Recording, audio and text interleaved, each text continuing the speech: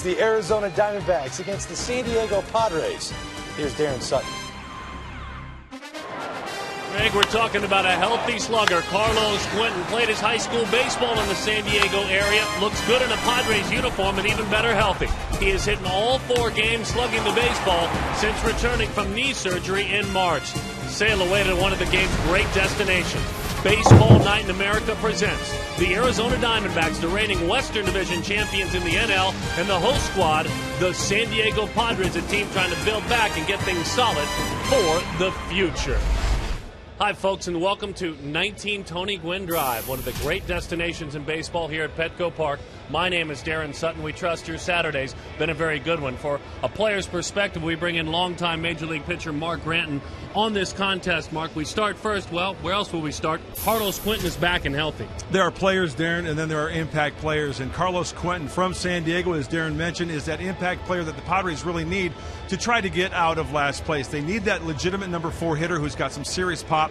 And the reason why he's swinging the bat so well in the 4 games, he's 8 for 16, 3 home runs, 7 RBIs. The legs are healthy. The knee is redone. He's got his legs underneath him. He's driving the ball to all fields. This is the first player in franchise history, first 3 games to hit 3 home runs. He's making an impact. Diamondbacks below 500, a win-now mentality for the reigning champs. They look to a guy in just his 2nd year in Paul Goldschmidt. He's heating up, his bat making that sound again. That sound of the ball off the bat of Paul Goldschmidt can send shivers down pitcher's spine. This guy only signed as a pro back in 2009. The minor league numbers are unbelievable. A .317 career in the minor leagues. He's got a powerful swing. He is intimidating with that swing to all the pitchers in the National League. This guy could be an all-star year and through. One of the best parts about this game, the matchup of center fielders. Don't make a mistake hitting it out there. Even in the spacious yard, they'll run it down. It's a 2-run double for Chris Young. Chris Young with the catch. David will touch him. Oh, David runs it down.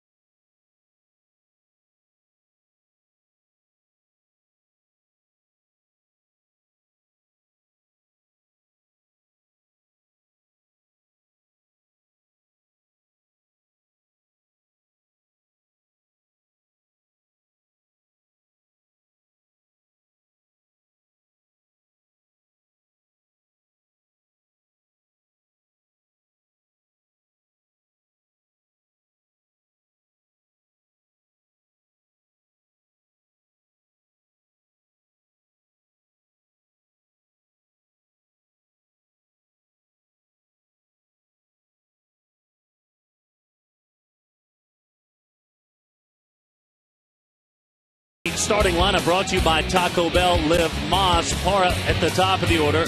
Willie Bloomquist, Jason Kubel. You spoke of Paul Goldschmidt already. Long-term signee Miguel Montero. Center fielder Chris Young. From Baltimore comes Josh Bell. From Toronto came Aaron Hill. And a Silver Slugger winner in Daniel Hudson. He bats ninth. Kirk Gibson giving Justin Upton the day off. That's why you see Gerardo Parra in right field. The skipper trying to get his team back to 500.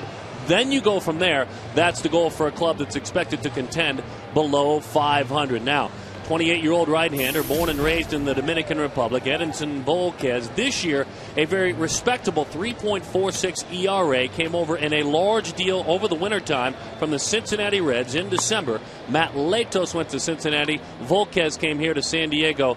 Tell us a little bit more with his scouting report. He needs a little bit more support. He throws a fastball, a curveball, a changeup. All are well above average. He'll top out about 95 on the fastball.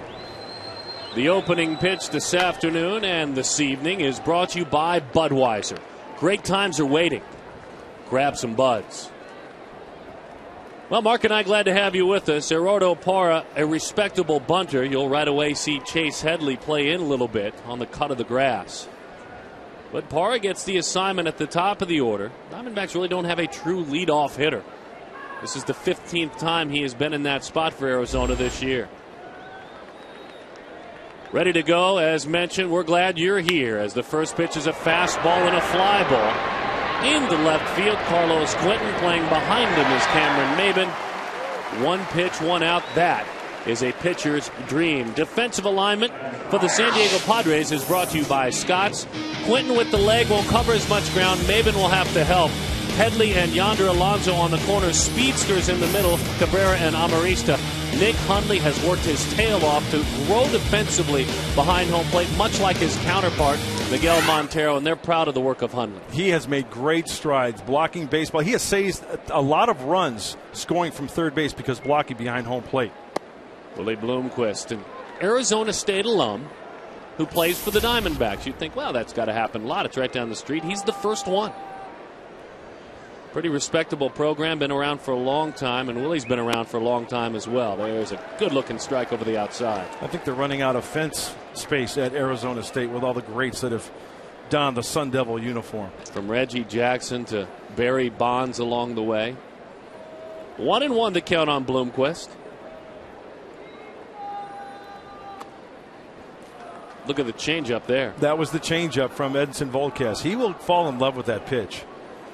In fact, last start, he threw more off-speed pitches, the changeup and the curveball, than fastballs. Has a tendency sometimes to work underneath the changeup, and it'll flatten out a little bit. But it's really a nasty pitch. Line drive, down the line it goes. That one will go into the corner. Willie Bloomquist is on the move. He is hustling on around, and for Willie Bloomquist, that is a double. And for Bloomquist, as far as doubles go, that is 9 this season.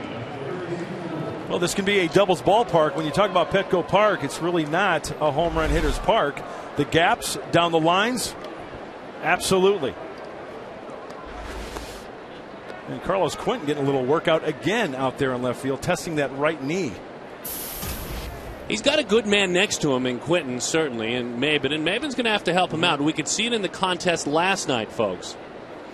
Carlos just doesn't have great range, never has, and the knees certainly don't help. Today's number 3 hitter, it's usually Justin Upton, it's Jason Kubel as the curveball bounces in there. Well, that is an old-fashioned 12-6 breaking ball. It's from nose to toes, and Edinson Volquez, if he gets the grip on that, if he gets the release point down, it could be a devastating pitch. There's a lot of pitchers that fall in love with one secondary pitch. He's got 2. If he locates the fastball well at 94, 95, and the curveball and the changeup, he can be devastating. So Kubel instead of Upton in that 3 slot today. Breaks his bat, you could hear it. Shallow center field coming on in is Maben. That's an easy chance. Jason Kubel hitting just below 300, flies out to center field. Take a look at our men in black working today. Titchener is behind the plate. It's Alan Porter, Tony Randazzo, Brian Gorman, the third base umpire. As we bounce around. The guys that never have a home game. The guys that rarely get to sleep in their own beds, and The guys that, by the way, as Paul Goldschmidt digs in, speaking of the umpires, do a ton of charitable work that goes unnoticed. Change up, 1-0. And 99% of the time they get the call right. Yeah, absolutely. It's a tough job. It's a thankless job. Always has been, and with technology becomes more and more thankless. As all of us see the right call on our phones and iPads in the ballpark. A respectful pitch to start him off, a first pitch changeup. He does have a base open. The dangerous Montero waits on deck. 1-1. Good life on that 94-mile-an-hour fastball. It almost has like a two-seam effect to it. A little bit of ride into the fists of Paul Goldschmidt. Texas State, not a big-time program, the likes of the Texas Longhorns or one you would hear of in Texas, Rice, but it worked for Goldschmidt. And he has hit homers all the way through the ranks in high school, college, and in the minor leagues. Good looking take. Yeah, and the thing I love about Goldschmidt, you know, his stature, he's not like the stature that stands straight up, the power guy. He's in an athletic stance. I'm not saying Jeff Bagwell, and I'm not saying Dave Kingman. It's kind of like in between to where Don Baylor, one of the better hitting coaches around. Groove knows what he's talking about. If you're going to be a young hitter, I think under the tutelage of Don Baylor is a good position to be in. Hit hard, but on a single hop. Changeup had him out front. Everett Cabrera in time for the out. Through one half, a scoreless frame. Daniel Hudson ready to clock in.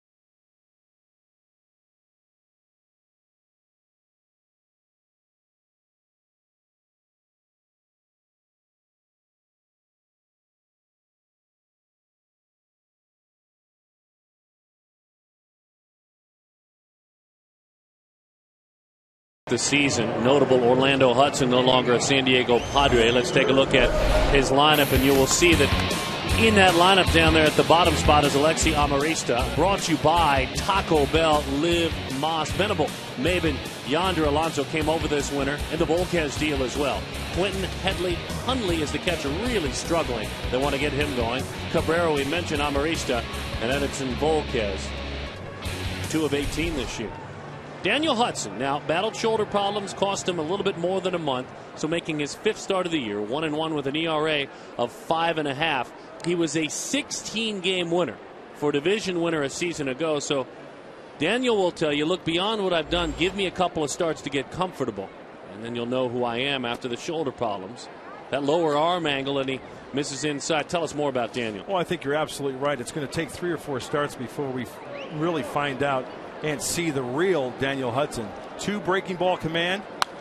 What I mean by that is the second breaking ball that he throws the cutter and the slider. If he has command of that slider, he should do pretty well.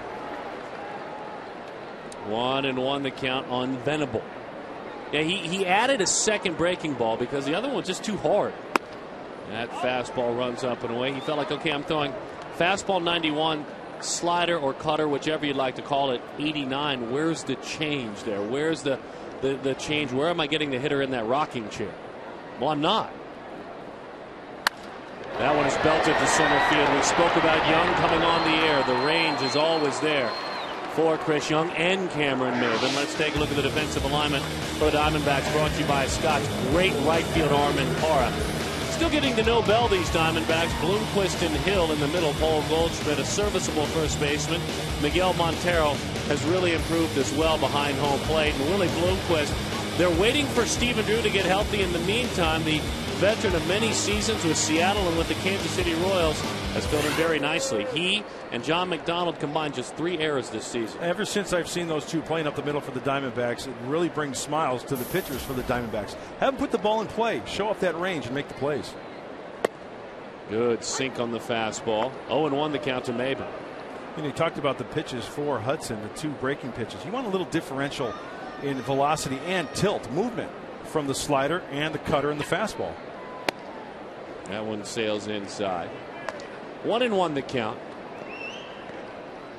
Charles Nagy, everything he threw moved, and pitched in a lot of big championship caliber games for the Indians. Finished up here, makes his home out here in San Diego. There's that breaking ball, the slower one. That one was up. It's popped up, and Parra with a basket catch runs it down. What do you have for us when we take a look at our Ford keys to the game? Well, let's start with the Arizona Diamondbacks. It's June. Play with some urgency. Kirk Gibson, you talk about players taking days off. This is one manager that never, ever, ever takes a day off. We talked about Daniel Hudson. It's going to take a few starts to get back to the Hudson we know. And for the Padres, put up a crooked number early.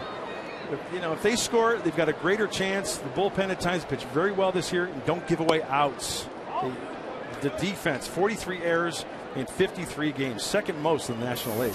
Only the Giants have committed more errors. The Diamondbacks have made 31 errors. That's the 11th highest total. That one underneath it. Yonder Alonso, the young man, the high prospect, came over this winter from Cincinnati. 1-2-3 Hudson through 1. Scoreless in San Diego.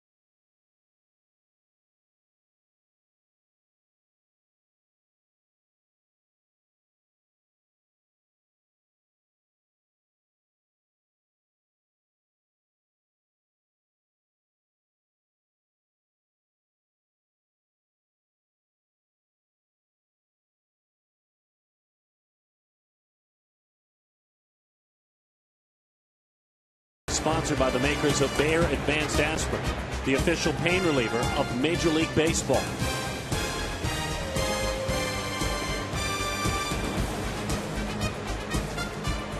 Checking in on the Pacific, and the clouds have checked in. A bit of June gloom, as they call it here in Southern California, which means for these hitters, that's even more of a reason where you have to, quote unquote, hit it, and hit it hard.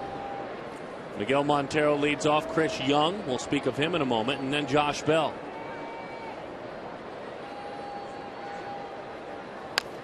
Fastball fouled off. Good location. Darren, you make a good point. Here at Petco Park, it's almost as if there's a force field in the outfield. And when a hitter thinks that he squares one up and he's gotten it, he just got Petco'd if it doesn't go out. Petco'd, I like that. Okay. You mentioned it, down the lines, it'll reward you if you get it down the lines. Yes. You never want to be a hitter that's pull happy.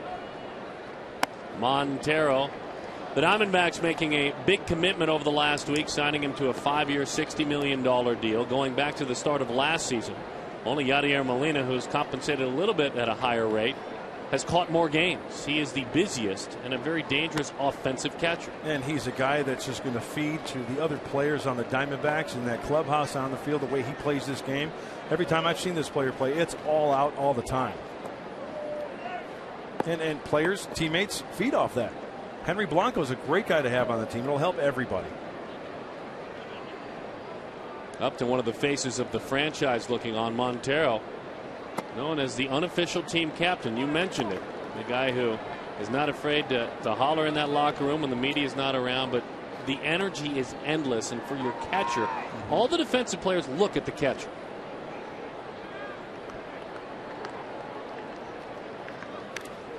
Fouled that one off at the plate.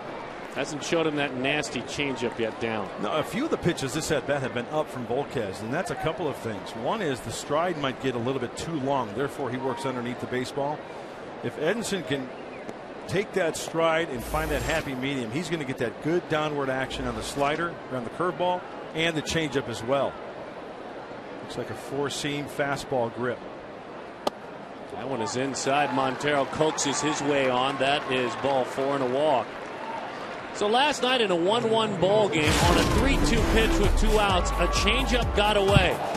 Chris Young on his way to first base took a look at Matt Williams. Cashner and Young, they kind of locked sights. And in the end, when speaking to both players this morning as the benches cleared, including Bud Black, the manager, nothing more than a huge understanding. Young thought that Cashner had something to say. Cashner thought that he was looking at him. He was actually looking over his shoulder. Bud Black said, honestly, just the heat of the game. But what it did do, because Young was then thrown out trying to steal, is maybe got these Padres, who were 1-9 on a 10-game road trip, to get their heart rate going a little bit more. You know how we talk about all the moons and the planets have to be aligned correctly? Well, all the heads last night, right? Cashner, Matt Williams, and Young were all in the right line to cause that little Jerry Springer show that happened out there on the field last night. And that's all it was. Just a misunderstanding. But a big offensive inning followed for the Padres as the changeup bounces in there. And I spoke with Chris at length this morning. He wanted to make it clear as Guzman followed with a blast and a home run as a pinch hitter. Jesus Guzman. Young wanted to make it clear. Look, I guess misunderstood. I had no intent of causing anything for the next inning, and that's not me. And Chris Young's right. It isn't him. He is the one of the guys who's as quality as there is in that locker room. He was glad to talk about it this morning. Andrew Cashner the same way. 8th inning, 1-1 tie. The last thing he wants to do is put a runner on base, the go-ahead run. He's trying to get him out with a changeup. Just got away from him a little bit. The 2-0. Just off the plate. Now, maybe that's not regrettable last night, but what was for Young was a pretty serious injury that cost him some time. Banging into the wall, hurt his shoulder. He had played in 11 games before that, was hitting .410 with 5 home runs. There was Matt Kemp and then Chris Young not too far behind to start the season. The impact player, once again, a guy that was really tough to get out and on fire, and the injury really hurt him. And when you talk about injuries, my goodness, the Padres, right now, 12 players on the DL. Now, the Diamondbacks had their regular players healthy, but just weren't producing. The Padres, on the other hand, 12. 3 of the 5 starting pitchers in the rotation not working right now. Corey Lukey, Tommy John, Dustin Mosley, shoulder, Tim Stauffer. Back-to-back walks. Now this is the kryptonite for Volquez, isn't it? The walks. Absolutely. He can get very erratic, and the body language tells it all. Play Fox Baseball Hot Streak and win cash prizes. It's as easy as picking up a player, picking a stat, and starting a hot streak sounds easy enough. Plus 15 if you pick them straight correctly, and you win $15 in Fox Sports shopping bucks. I'm liking this. Log on to foxsports.com/fantasy and start your streak today. Edinson Volquez is a very emotional pitcher. Darren Balsey, the pitching coach of the San Diego Padres, going out to just settle him down a little bit. It might be a mechanical issue, but you can see, kind of walks slowly around the mound, shakes the head a little bit. Can he make the adjustment on the next hitter and the next pitch to get out of this mess? And the next hitter is Josh Bell, 3 of 17 in the major leagues after putting up big numbers in AAA. Kevin Towers, the one-time, long-time general manager of the Padres, now running the ship with the Diamondbacks, went out and got Bell as insurance. Well, he's here in the major leagues, and he takes a strike at 94th innings. That's another thing that the Padres really like about Edinson Volquez. Early in the season, he'd come out about 91, 92, and then get up to 95. One of the objectives the last maybe 3-4 starts, come out of the gate throwing 95, first inning. And he did that last half. Couple of runners on. Change up, had him way out front. 0-2 the count, so you go 94-83. Yeah, you want maybe a 12, 13 mile an hour difference. Whew. And we saw Edinson Volquez kind of lollygag around the mound a little bit when it doesn't go his way, but you'll also see him smile on the mound too when things are going his way. He's just a very emotional pitcher. They play Bell the other way, a lot of room in right center field. And he hits it that way, but it's to right and it's shallow. Venable took a long route to get to that ball, but he gets there in the end. First out in the inning, let's go to Greg Amsinger at MLB Network. This is a DirecTV game break. Darren, thank you. Joey Votto up to his old tricks in Houston. He loves swinging the bat there. His career average over 400. His 9th home run. He's got a 9-game hitting streak. It's 3-0. If you call yourself a sports fan, you got to get DirecTV. Call 1-800-DirecTV. Darren, Mark, back to you guys. Thanks, Greg. Appreciate that. And Cincinnati Reds, and they made a big deal with the Padres. The deal has worked out really for both teams, one building towards the future. The Reds are running with it right now, though. I mean, they are running with it. A 2.5 game lead coming in. Aaron Hill takes a bender. That's a pretty pitch. 0-1 to count. You know, Darren, I have not seen the Cincinnati Reds yet this year, but all accounts point to the Reds being one of the better teams in the National League. Watch out for those Redlegs. Leitos, the big man that went back in that deal, 4-2 with an ERA of about 4.5, but the Reds 2.5 up on St. Louis. Volquez, one of the guys that came back this way. Bouncing ball toward the hole. A lot of range. Cabrera. Wow. He goes with the play ahead of him. And he gets Miguel Montero, who has been sidelined on occasion this season by a groin injury. But either way, I think he gets Montero 100%. That is just clearly thinking ahead. The force play. The momentum's going towards the left field line.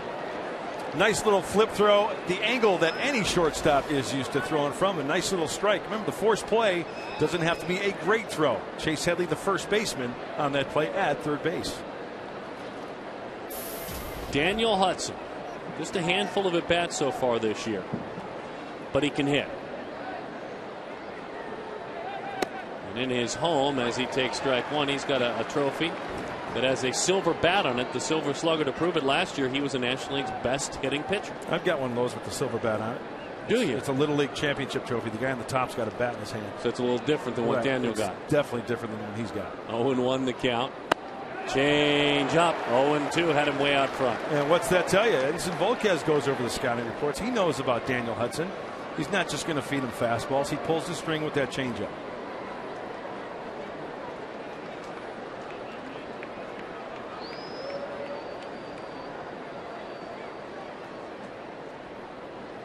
Into the dirt it goes. Nice job by Hundley. He has improved in that category since last year and since being in the big leagues. And I asked Nick Hundley the other day, what do you attribute that to? And he just plainly said, hard work.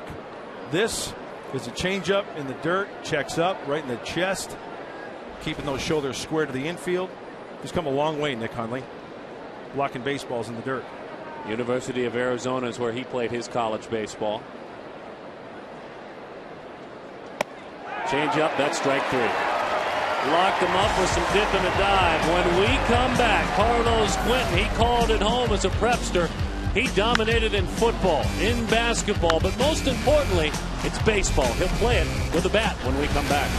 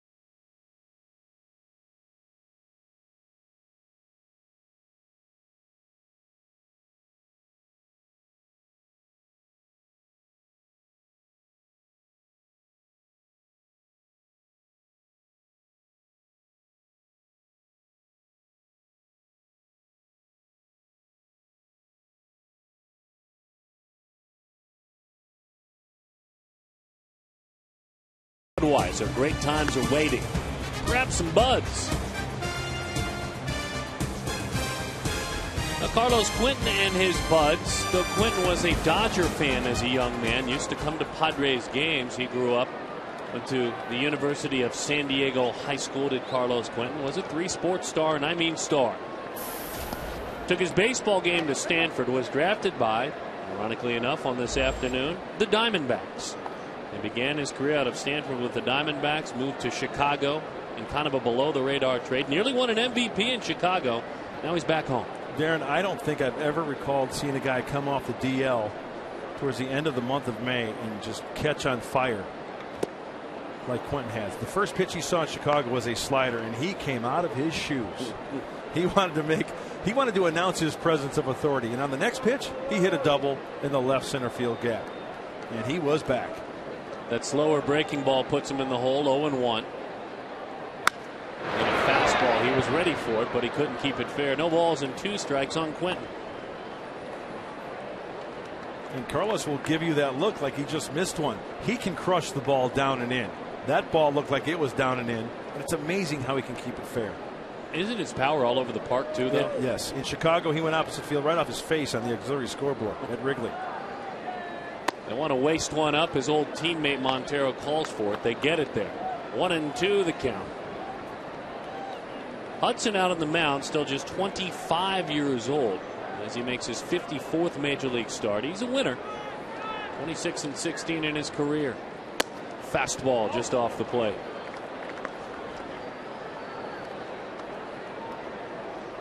He came to Arizona in a deadline deal back in 2010. He's won 23 games since the Diamondbacks grabbed him.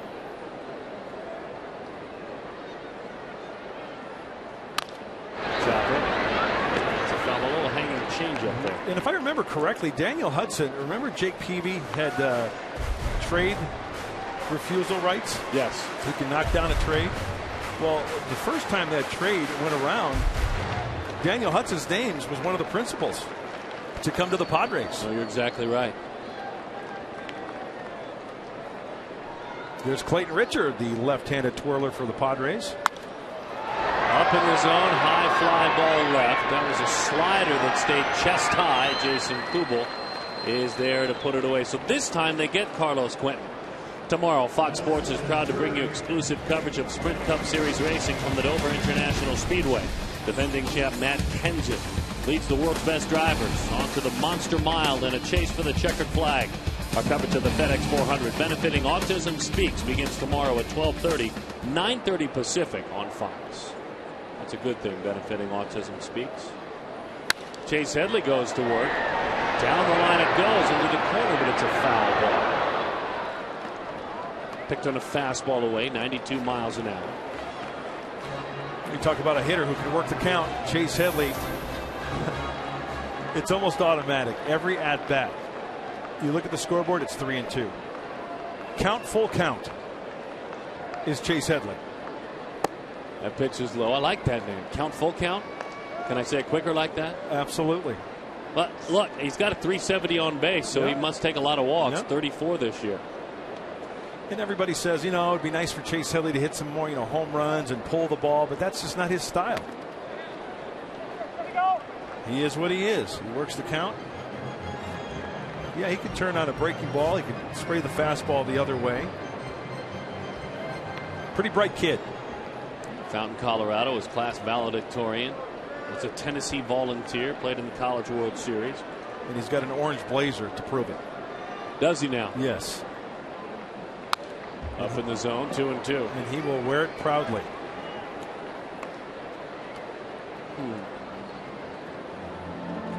I like full count better than the orange blazer. I'm just kind of taking it all in as you analyze the situation. 2-2 the count on Headley. Get over there, says Miguel Montero. Goldschmidt didn't need any help.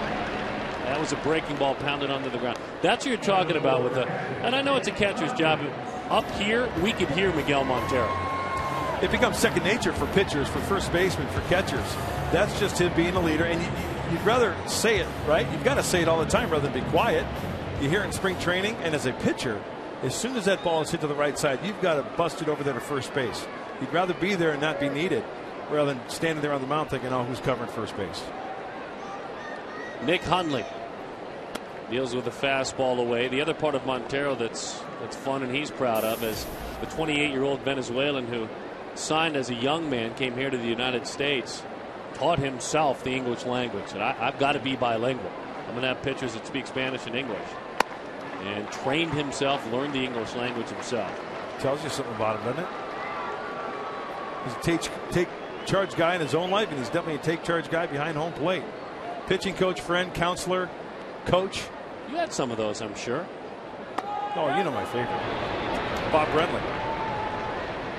Caught my major league debut. One of my favorite guys in the game. I just think the world of him.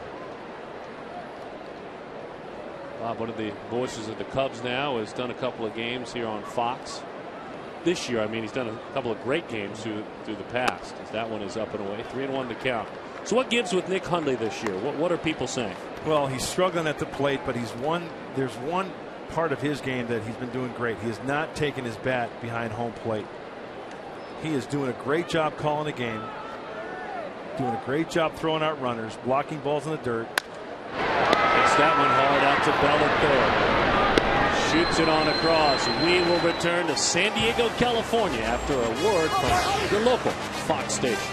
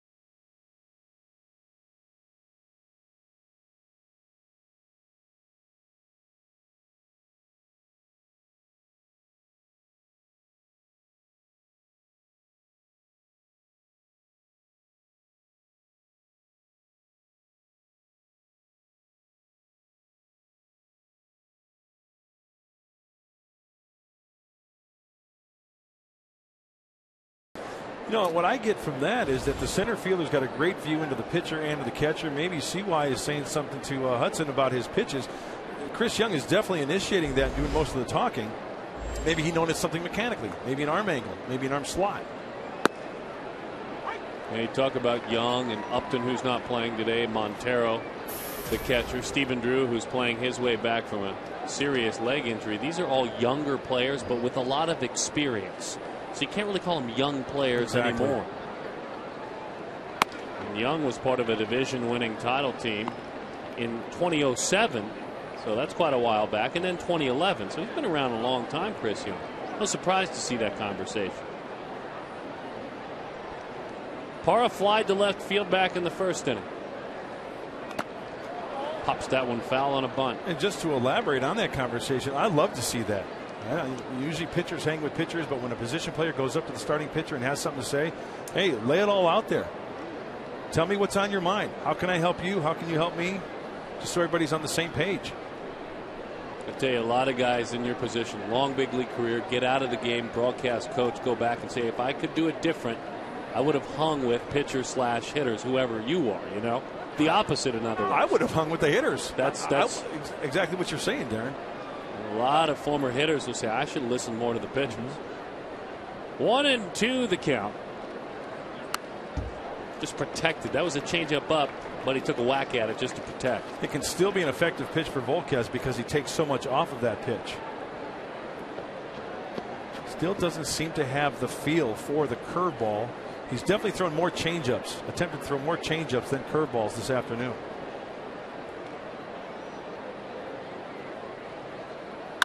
Breaking ball, ground ball. Cabrera.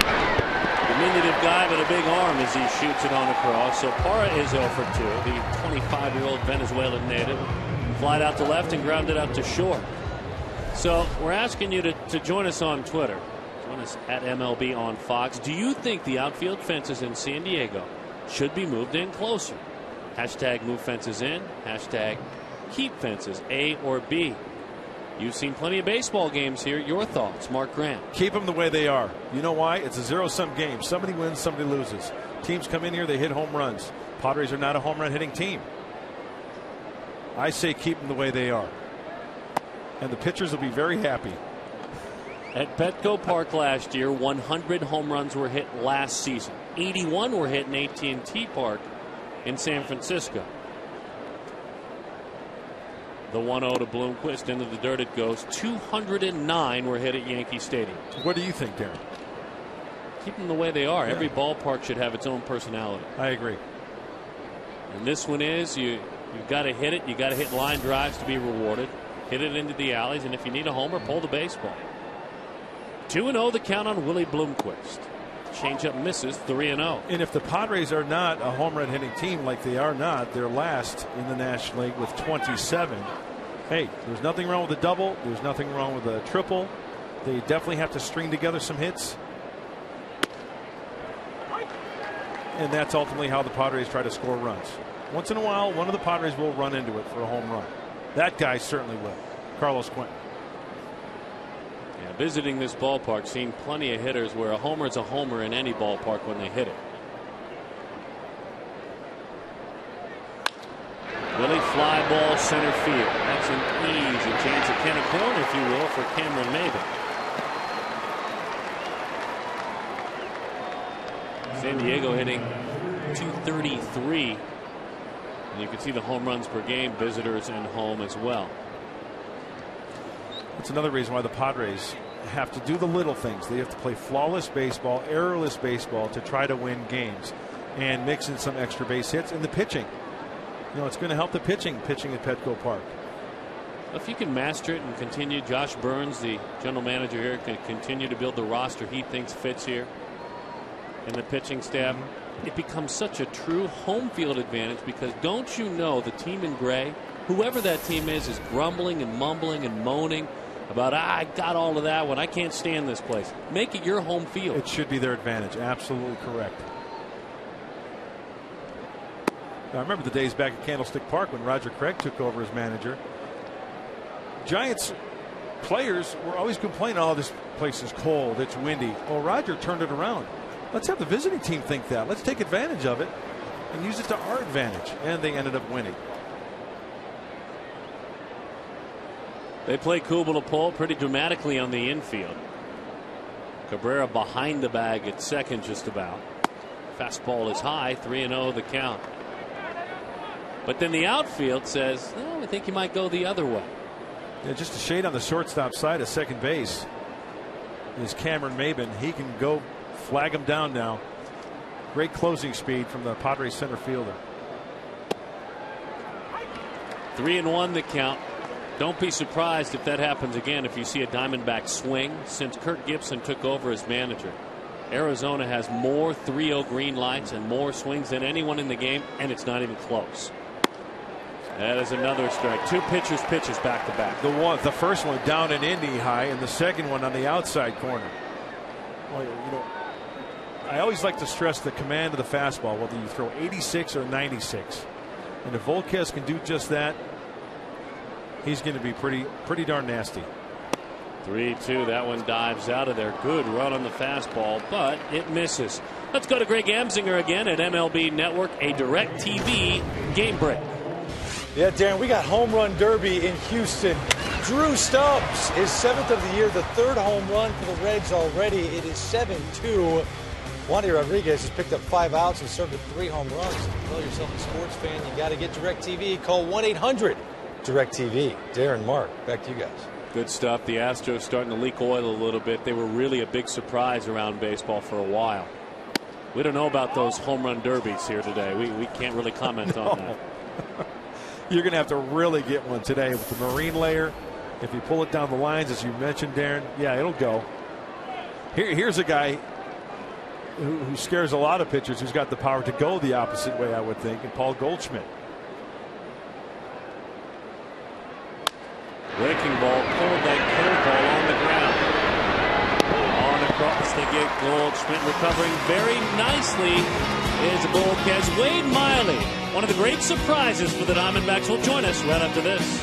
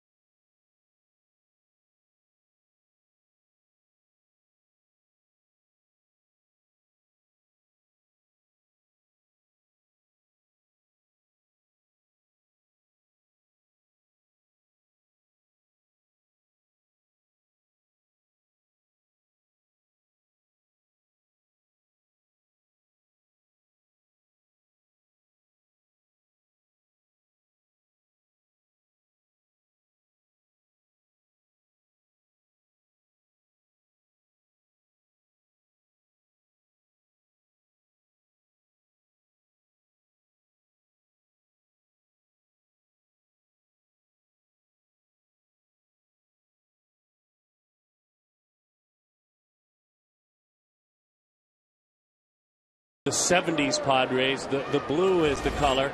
We're joined by a man who certainly isn't blue down in the dugout as we welcome you back to action. We look at a pitcher that can hit in Daniel Hudson. We talk to a pitcher that can hit in Wade Miley.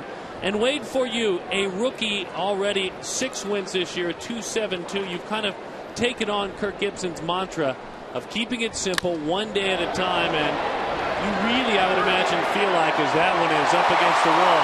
Cabrera thinking about 3. Cabrera is in there. The relay of the tag. Hold on, Wade. You're right. He did get it. Well, Wade, you're right there. Tell us what you saw from your perspective. I mean, it was a great relay back in, and Bell got the tag down. Doing the little things right, huh, Wade? Yep, he was out for sure. Cabrera crushed that ball. We'll take one more look at it before we dig in deep with the Louisiana native Wade Miley. Well, Parra playing on left field had to make a long run. I think he was underestimating the little bit of pop that Cabrera has, but the relay, they work on in spring training day in and day out. It's all about hitting that cutoff man and then a perfect strike to Josh Bell to apply the tag. All right, I'll shorten the question. What do you attribute your success to so far this year, Wade? Just, trusting Miggy. Me and Miggy have been on the same page a lot. And, I just kind of trust what he's calling back there and just go with it. Wade, you were a pleasant surprise to make the club out of spring training. My question, in the short time in the big leagues this year, feel like you belong? I feel comfortable here, just try to go out every 5th day and give the team a chance to win. Part of that, too, Wade, for you has been just gaining confidence. You talk about working with Miguel Montero. The other part of it, and it's a silly thing to say, I know pitchers get teased about their hitting, but you pride yourself in helping your team. You're one of the best hitters in the National League as a pitcher thus far. Yeah, I mean, anytime you get a chance, opportunity to go up to the plate and, maybe start an inning or prolong an inning, and, I just try to look to do that and help the team out. This is Wade last night. Now, a little speed here. This one's off the plate, Wade. A little burner. That's an 8-game hitting streak. Daniel Hudson was looking in from the dugout.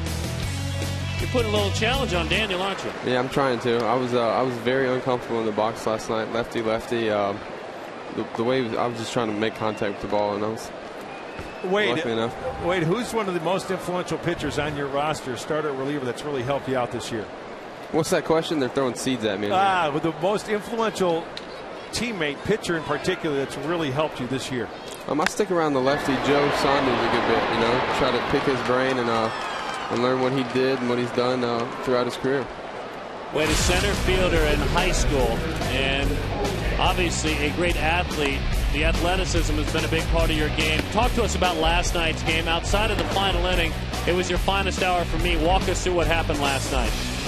Able to control the zone pretty early, and made some good pitches. The defense was making plays, and just 8th inning kind of got unraveled quickly.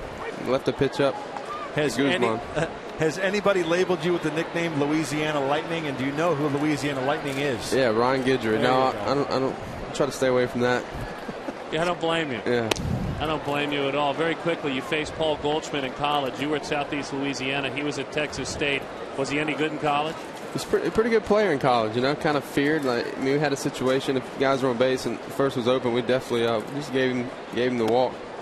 We didn't want to face him at Southeastern too much. You drilled him once, didn't you? Yeah, it was a slider, though. I should have went heater, but it was a slider.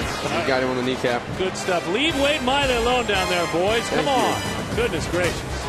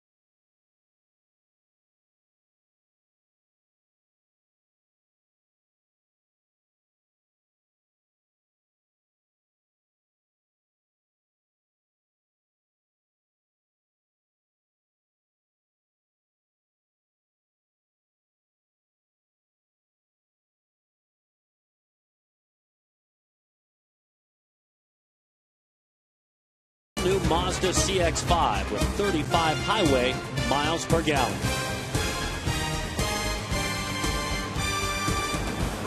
Petco Park, Miguel Montero, Chris Young, Josh Bell getting it going. Talking with Daniel Hudson. His pitching coach in there. Checking in with Daniel. They're finally leaving Wade Miley alone. He's not being seat abused anymore. He got pummeled. How about that? Miguel Montero rolls that one foul. A changeup. I will have to say, though, he did keep great concentration, and that tells you a lot about the kid, Wade Miley. Nothing distracts him. So you learn a lot about him in an interview with Seeds yes. flying over. Took something from that. Okay.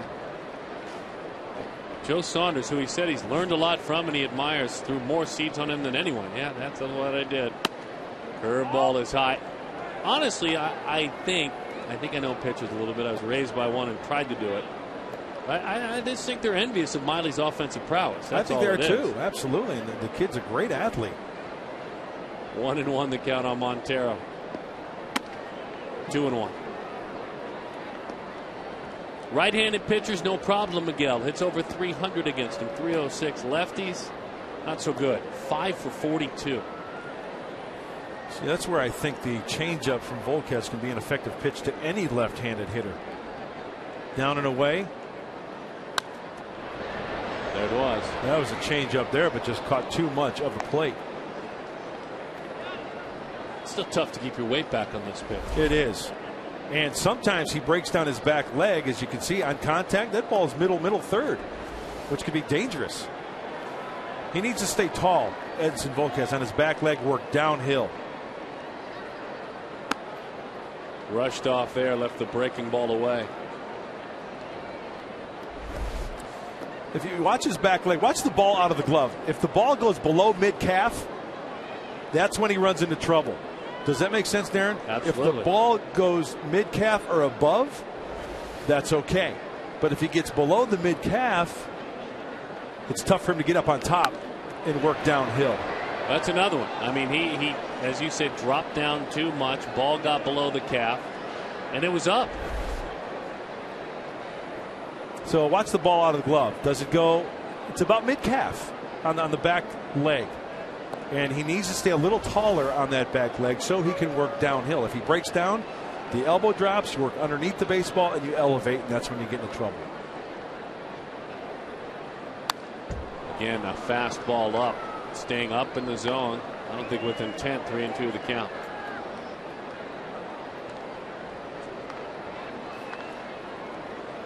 Montero walked back in the second inning as part of a force out on a ground ball to short. Everett Cabrera got him at third.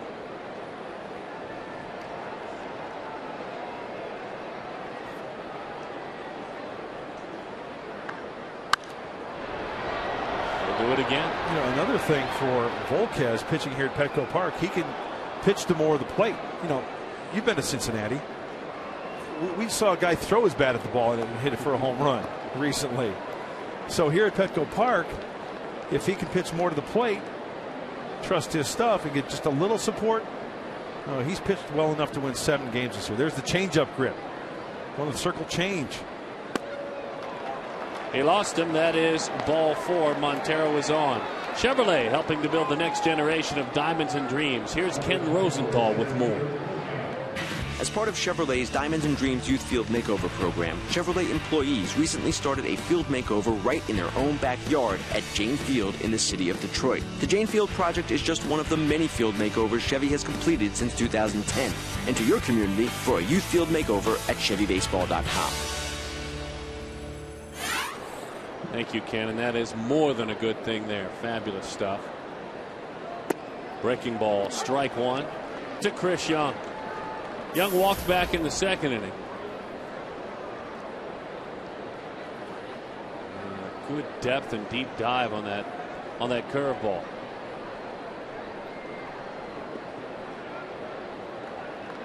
He's a fastball, curveball, changeup pitcher again. Those are the 3 that we will see from Volquez.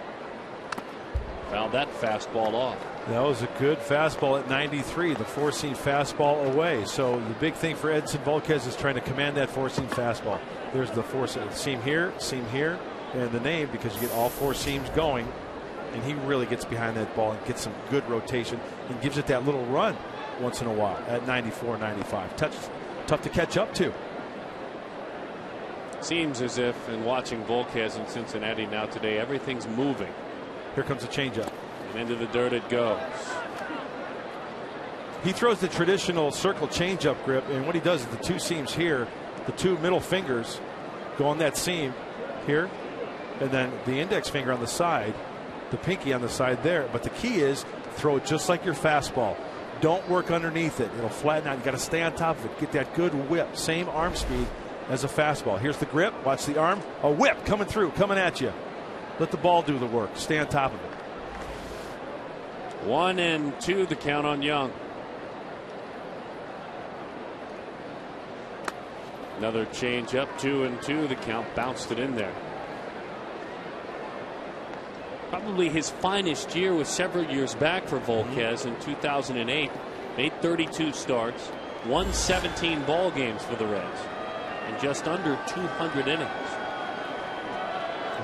He began with Texas. A lot of people forget about that. Was in the Josh Hamilton trade. And then he had that Tommy John surgery. Had to bounce back from that. And then, quite frankly, I think he's back from that surgery. Breaking ball, a curveball, so that's the third pitch, the curveball. We talked about the four-seam fastball, all four seams going this way. With a curveball, it puts his middle finger on a seam here, and then knuckles, scrape your knuckles on the ceiling, just like this, right? The knuckles here on the ceiling, stay on top of it. You pounded a hammer. You do a lot of work at home. You pound a hammer, right? Same type principle. Getting that ball going this way. That's why he gets the tight spin on that curveball. Key is, though, stay on top of it. Don't work around it. 6th 3-ball count today ends up in a walk, back-to-back walks. But for now, let's go to Greg Amsinger at MLB Network. It's time for a game break.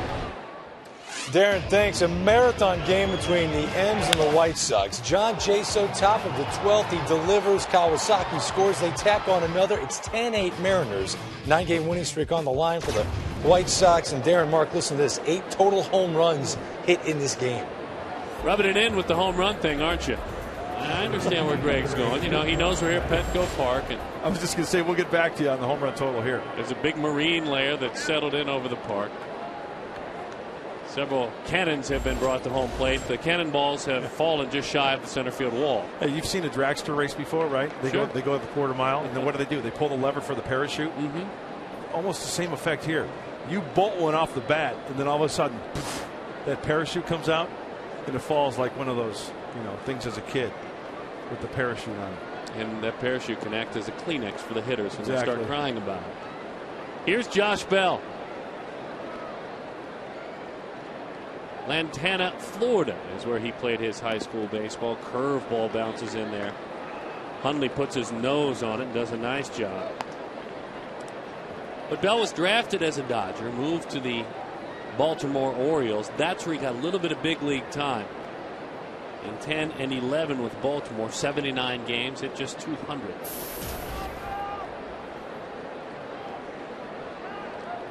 And has one home run.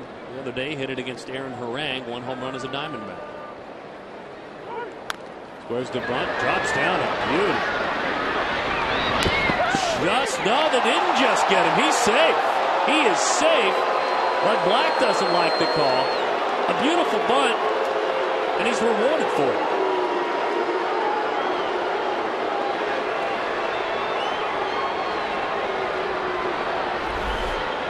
It was a perfectly placed bunt. Volquez gets rid of it quickly.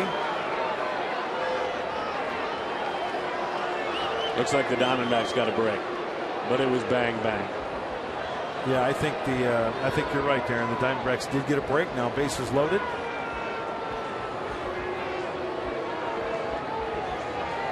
And Bud Black was all over it as soon as that call was made. Whether he wasn't able to get in the right position to throw, or as you said, didn't really have a lot on that throw. Died at first. It was almost like he threw a changeup to first. Yes. He's out, but it's by a half of a step. Kind of an awkward. As you look at Alonso, he's got his left foot on the bag, kind of having to reach across. I mean, that's not the big thing on that play. The thing that sticks out to me, Darren, is the throw to first. Didn't have a lot on it. That fastball did. I think he's mad. 0-1 the count. Well, this is where it can work against him. I think he has to realize, with one pitch, he can get 2 outs here and stay away from a big inning. Well, Arizona searching for some timely hits. High pop up back of short. That is not one of those. Montero will bluff a tag. They did not call the infield fly. Heading back and making the play, so he had to make that play. Was Cabrera deep enough and left, but not deep enough to have Montero even think about tagging. And once again, Volquez has to realize, okay, I just got a big out there with the bases loaded. I am 1 pitch away from getting out of this inning, rolling a double play, and the Diamondbacks not scoring. Arizona 1 of 7 with runners in scoring position today. Last 3+ games, 6 of 32. That's below 200.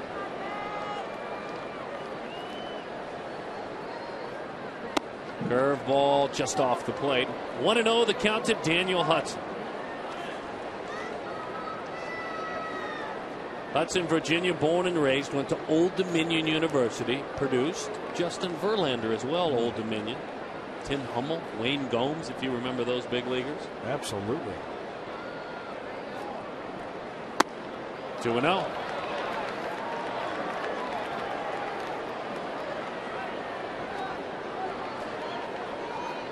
Montero and Young both walked. That's what'll have you kicking yourself. Infield bunt single by Bell, so not a hard hit ball in this inning. 2-1 the count. And Daniel Hudson realized that all the pressure's on Volquez. He can sit back and offer it a pretty good pitch, try to hit that ball the opposite way.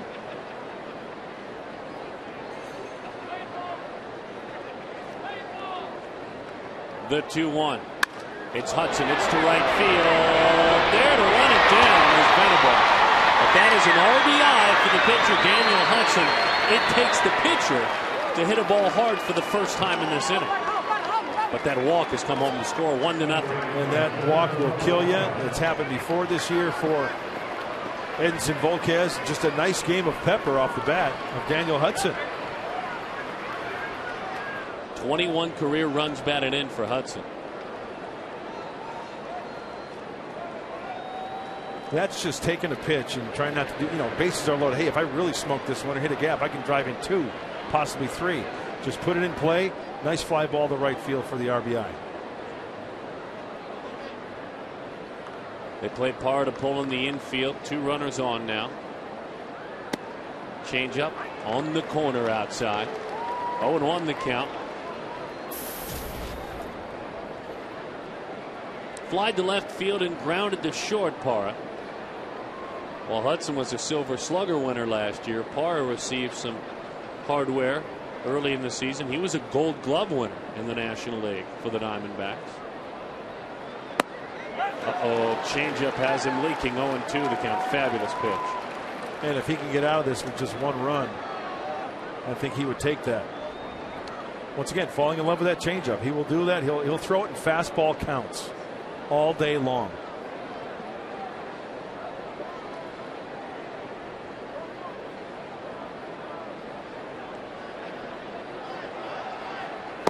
Change up, strike 3, got it. Daniel Hudson, the pitcher, the only one that hit a ball hard in the inning.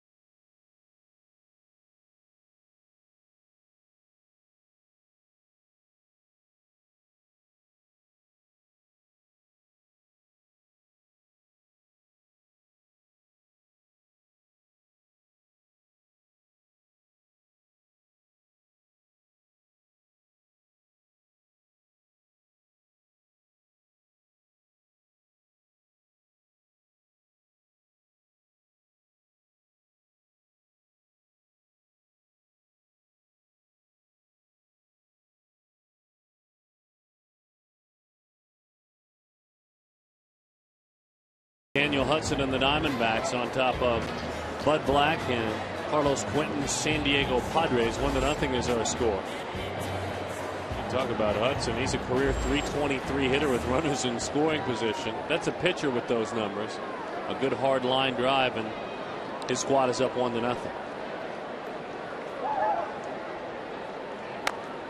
Venable takes the bunt with him up the line. Hudson can't grab it. There's a leadoff base runner. Bud Black told me before the season he's eliminated his peaks and his valleys. He's enjoyed watching Venable play this year more than any year he's managed. And he's got more time in the big leagues, another year of nurturing at the big league level, becoming a big leaguer and knowing the game and knowing what he can do and cannot do. He's adjusted his stance at the plate. He's adjusted his mechanics swinging. An all-around great athlete. Played basketball at Princeton. And he is aboard. Hudson mad at himself. He should have had that one. Well, that reaction. Great bunt. Trying to push the accelerator. That's playing to the ballpark.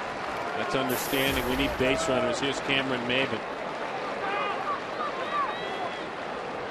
Venable hitting over .315 in his last 3 weeks, and he leads the squad in batting average and extra base hits and RBI during that time.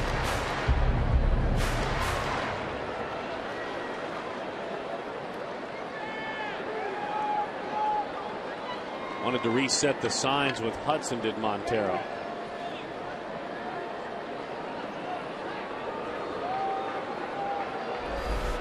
This is a catcher taking charge. You know what? I changed my mind. Back up, step off. Let's start all over again. Not on the same page. Is Venable a threat? Absolutely. He'll steal a bag. 6 stolen. He has been caught 5 times. There he goes. Montero's throw from his knees. He stole it. Pulled that one on Hudson. Montero opted to hurry it because of that from his knees. Now Montero has thrown out 44% this year. That leads all major league catchers. 7th stolen base for Will Venable. A decent jump. I tell you what, Hudson nearly got that one. He gets down a little crouch on the mound. And the Padres have a runner in scoring position.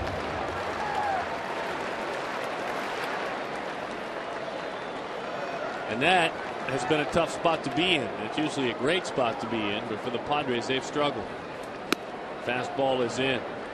San Diego, 5 of their last 49 in the last 7 games. 102 with runners in scoring position. It was a bad road trip going 1-9 to St. Louis, New York, and Chicago. They did not hit well. They struggled in that category. Here's a chance for Cameron Maven.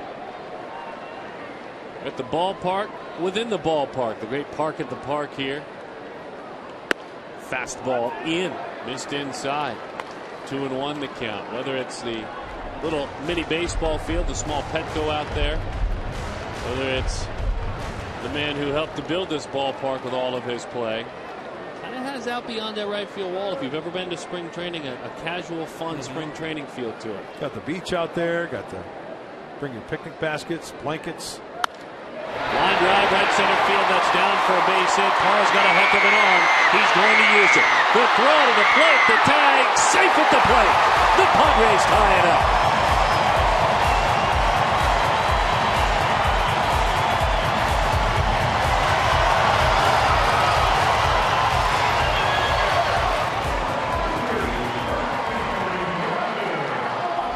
Well, as soon as that ball was struck, third base coach Glenn Hoffman for the San Diego Padres knows all the little intricacies that's going on. The score, how many outs, who's running, the type of arm out in right field. A good slide by Will Venable towards the foul side, just getting his foot in for the score. Tied at 1. That was a heck of a throw by Parra. Even when Upton is in right, Parra has the best arm in the outfield when he's playing left. Upton has a heck of an arm. But part of Parra's Gold Glove prowess last year, part of it was his arm. For me, I don't know how you fans at home feel, nothing more exciting than a bang-bang play at the plate. Absolutely. Seeing it develop, especially seeing a runner take off from first or second base and run that track around. This time it went the way of the Padres. It's one thing having a great arm, but it's another thing having some accuracy. It seems like Parra's got both. 1-0 the count on Yonder Alonso. To the dirt it goes. A changeup misses. 2-0. Hey, there's a lot going on over there at that third base coach's box. There's a lot to remember, a lot to have in that mind of a coach. Glenn Hoffman for the Padres. He's got his little grade scale in the back of his pocket and the scouting reports. How strong of an arm, accurate, who you can run on and who you can't.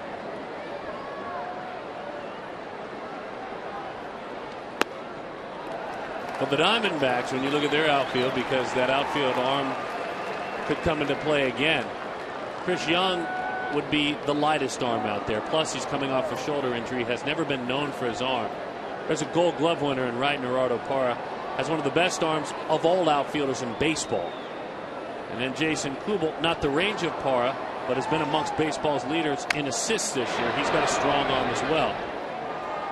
Kubel with 6 outfield assists this season. Justin Upton looks on. His arm a step maybe shy of Parra's. That backs up his arm. Once again, pitchers, they love the defense, right up the middle, turning a double play, range. The arms in the outfield, you betcha. That drags him back to the bag. The veteran Bloomquist sneaks in there. A little daylight play from Willie Bloomquist. Which means what? Sneaking in behind the runner, you flash that leather, the open glove, that indicates to Daniel Hudson that's time to spin and throw and fire a strike at that glove. Even if you don't throw, might shorten up that runner's lead at second base maybe by a half step, and that's the difference in a safe and out at the plate. Line drive center field. We spoke of the arm of Chris Young. Here we go to the plate, standing up. Yonder Alonso puts the San Diego Padres on top 2-1. One of the better rookie hitters in baseball this year was a Red last year for that huge deal. I love what he's doing. That's playing to your ballpark that we've seen this in. Line drives, splitting the gaps. If you're not going to hit home runs, those will do just fine. Yonder Alonso, he might not hit 30 to 40 home runs in a year, but I'll tell you what, he's going to wear out the gaps and hit a lot of doubles. He's amongst rookies as far as hitting doubles in the National League. And with the speed of Cameron Maybin, really kind of surprised he did not slide. I don't know if he was getting some help from Carlos Quentin on deck. But I've always been a firm believer, when in doubt, slide. Well, good stuff with those numbers there. In the discussion, certainly. We talked to Wade Miley a minute ago. 6 wins as a rookie pitcher. Alonso. He sent Maybin home smiling in that dugout. Slider outside to Quentin. Hey, the scouting report shows since Carlos Quentin has been back, he is very aggressive early in the count. So what does Hudson do there? First pitch slider way off the plate.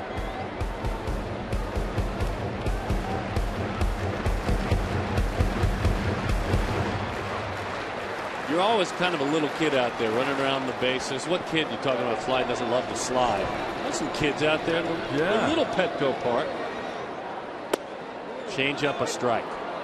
1-1. They get the wiffle balls and wiffle bats out there at the little park beyond left field, working on their secondary leads. Now seeing themselves on television. 1-1 the count. 2-1. In 6 years as a Diamondback farmhand, Quentin hit a bunch. 315, slugged over 500 in 400 minor league games. Traded away after the 07 season to the White Sox for a young minor leaguer by the name of Chris Carter. Seems Carter was part of a huge package that was supposed to be sent to Oakland for Dan Herron. They deemed Quentin expendable. Almost won the MVP in 08. You see what Hudson's trying to do here. Away, away, away. Got to be careful, though. Parra, he's playing pretty much straight away left field, but Carlos Quentin can flirt with that right field line as well with a fastball away. Huge jump, Alonso. He stole that one on Hudson. I mean, he was 2-3 steps gone before the pitch ever was delivered by Daniel. Caught napping that time. Yeah, decent jump right there with the big leg kick from Hudson, and he falls behind now 3-2. The count is full. You might see an off-speed pitch here. First base now being open.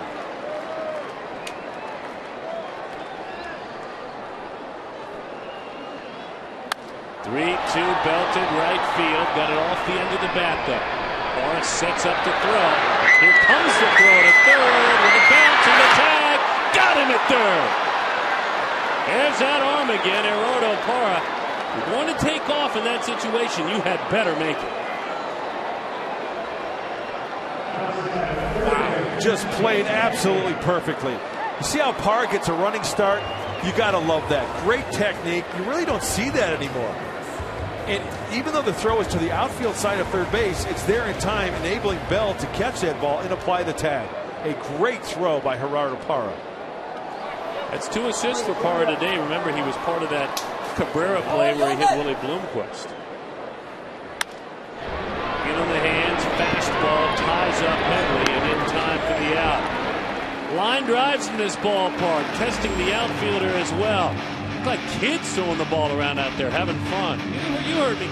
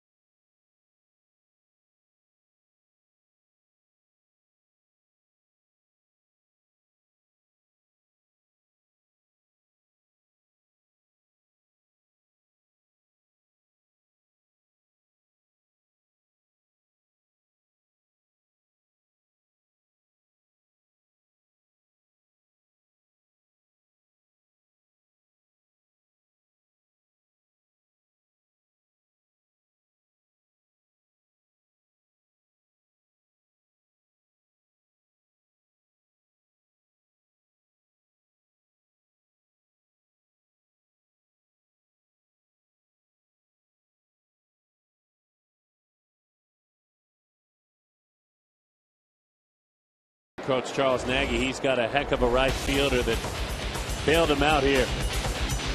I just love the way that Parra played that. Timed it perfectly. And then, don't be doing that.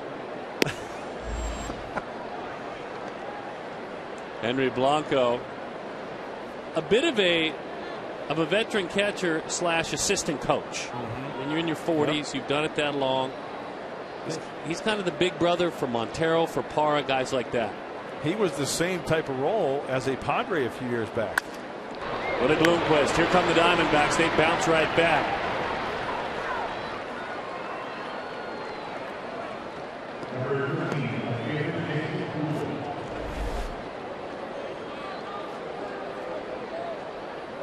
Yeah, I think Blanco might have been telling him, don't wag that Dikembe Mutombo finger at the other dugout. We woke him up last night. Let's not wake him up anymore. Do your talking with the glove and the throw, right? I think that's what Blanco was saying. Just guessing, knowing Henry. Right.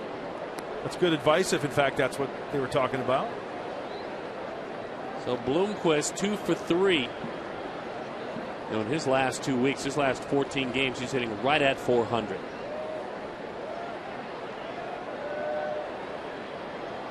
Diamondbacks still wait for Stephen Drew to come back from that serious ankle fracture last year. Drew actually played in what was the finale of extended spring today. There's no more extended spring to play in. He played 9 innings back-to-back days, 1 for 3 with a single and a walk. Played great defensively. Got to go out and play now. There is no extended spring. He's got to go play in the minor leagues. They hope to have him back in the next month.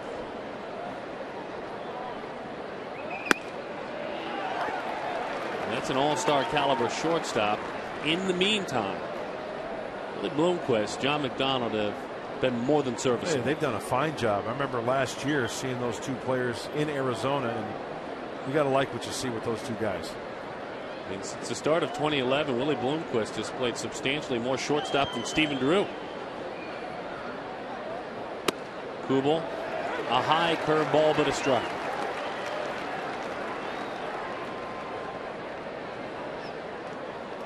Well, he's got that swagger, doesn't he? He's got that confidence. Good player. It's good TV. You know, he goes about his business with a lot of confidence. Has had to take a back seat a lot this year to the man in the batter's box right now. Has handled it very well. He wants to be out there every day. Oh my goodness. That's a maybe 2-seam fastball action that tries to get the inside part of the plate. Straighten up that left-handed hitter. Nick Hundley does his best to try to frame it. I think belt buckle high is a strike. He doesn't get the call. Do you think he called it up or in? I thought he might have called it in. Okay. What do you think? Looked like a strike. I'm guessing he called it in, but it looked like, I mean, it's a pitcher's pitch, but it looked like he got it there. All right, sitting back there, Montero's there too.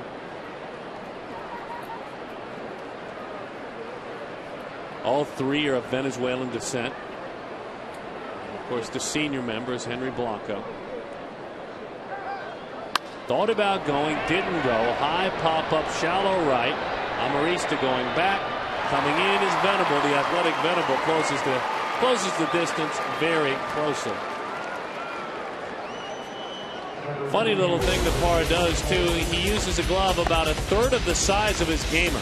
And it's just for focus. Playing catch, shagging in the outfield. He has Henry Blanco who uses one. Jason Kubel uses one. So when you get that big glove in the game, you feel like you're using a big old web or a basket out there. Absolutely. As we see him circle this baseball, he's just fundamentally sound. That's the one thing that really sticks out when I see Parra make this throw and this play. But you talk about it would improve your concentration, obviously, because you got a smaller glove. You don't want to misplay it or not catch the baseball. And hand-eye coordination as well using a smaller glove. It was almost Joe Morgan-like. It was tiny. The glove that little Joe used at second base as a Cincinnati Red leg. And Henry's working it. He's not about to leave him alone. He is being surrounded by Diamondbacks. Players gravitate to him, don't they? Henry Blanco. Yes, they do. Yes, they do. Because he was great here in San Diego. Guys in the clubhouse just absolutely loved him.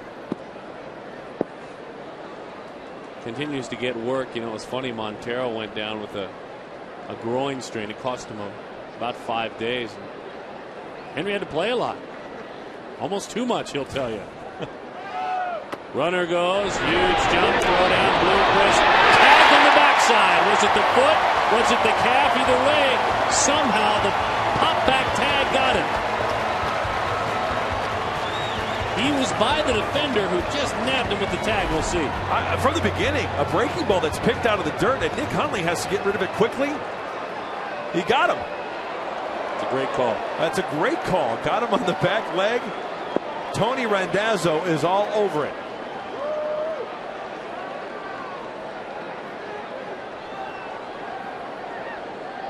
Great release by Nick Hundley. Beautiful effort on the tag, by the way. I mean, coming across the bag, staying with the ball. He didn't give up on the play. Looking at it from that center field angle, it wasn't even close if you think about it. No. When the tag was applied and how far he was away from the bag. Hundley has thrown out about 30% this year. League average 28%, so getting better. And catchers, obviously, they're at the will of the pitchers. They need help to have a good caught stealing percentage. Goldschmidt kills it deep left field. Paul Goldschmidt into the second deck. Nearly hit his own face. Off the scoreboard, just a little bit shy if he would have gotten it. 5th home run of the season. You talked about him coming on the air. That sound, we're tied at 2. And we just heard that sound off the bat of Goldschmidt. I mentioned it in our open. This kid is an intimidating force at the plate just by his stance, his swing. He does not get cheated. Yeah, sure, he's going to strike out quite a bit. But I'll tell you what, I'll sacrifice that if the guy's going to hit 30 to 40 home runs a year. Gosh darn this Petco Park taking home runs away. Miguel Montero takes strike 1. Goldschmidt in his last 18 games now hitting close to 370. Hey, not many hitters take the home run into the upper tank here in left field. Got to get it, don't you? Yes, you do. Swing and a miss. Good curveball. I mean, there was a smiling Goldschmidt on that video board out there, and he nearly took one of his own teeth out. Now, I'm exaggerating, of course. But I agree with you. I mean, I visited this park a handful of times. See very few balls get into that second tier of seats.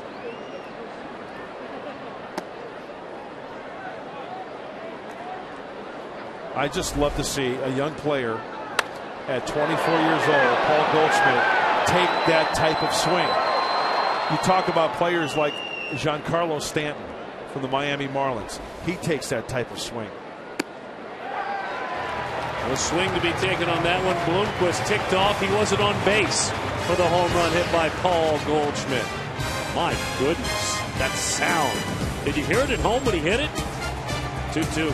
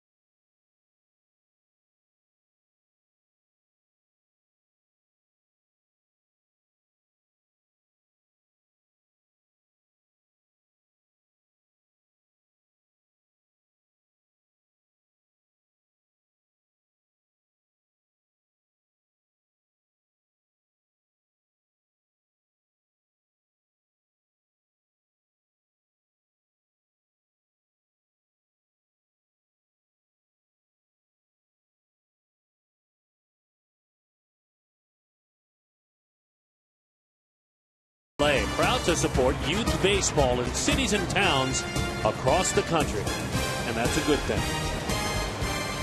Beautiful San Diego, California. Paul Goldschmidt, hailing from Texas, has enjoyed his trip out to what he has been told a tough ballpark to hit homers in.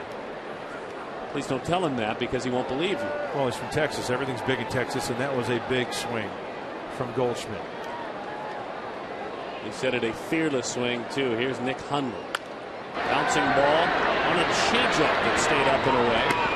And Nick is retired. Hundley is 0 for 2 this afternoon. Guys can save 5 gallons of water for every day that they skip shaving. That's why Budweiser is asking baseball fans to join the Grow One. Save $1 million. It's a campaign to save water for World Environment Day. Grow yourself a beard or a goatee, you know, and save $1 million. I like that. I love to conserve. Save. Look at the water that man What saved. the Leroy Neiman's going on there? Good call there. Leroy. That's a good call right there. Swing and a miss. Everett Cabrera. A Raleigh look there, huh?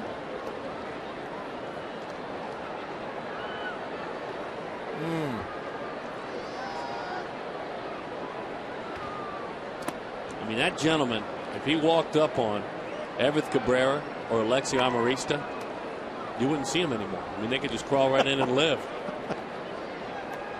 That guy will never go hungry. No. There's got to be something in there from last week that he can always munch on.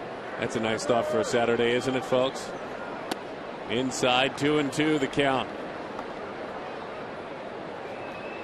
Signed by the Rockies, a Rule 5 pick, which means when they grabbed him, the Padres, they had to keep him on the Major League roster all year long. They call it hiding him. They also call it sometimes using them, and they used his speed early on. Why am I not surprised that Furcal was one of his items? Unbelievable.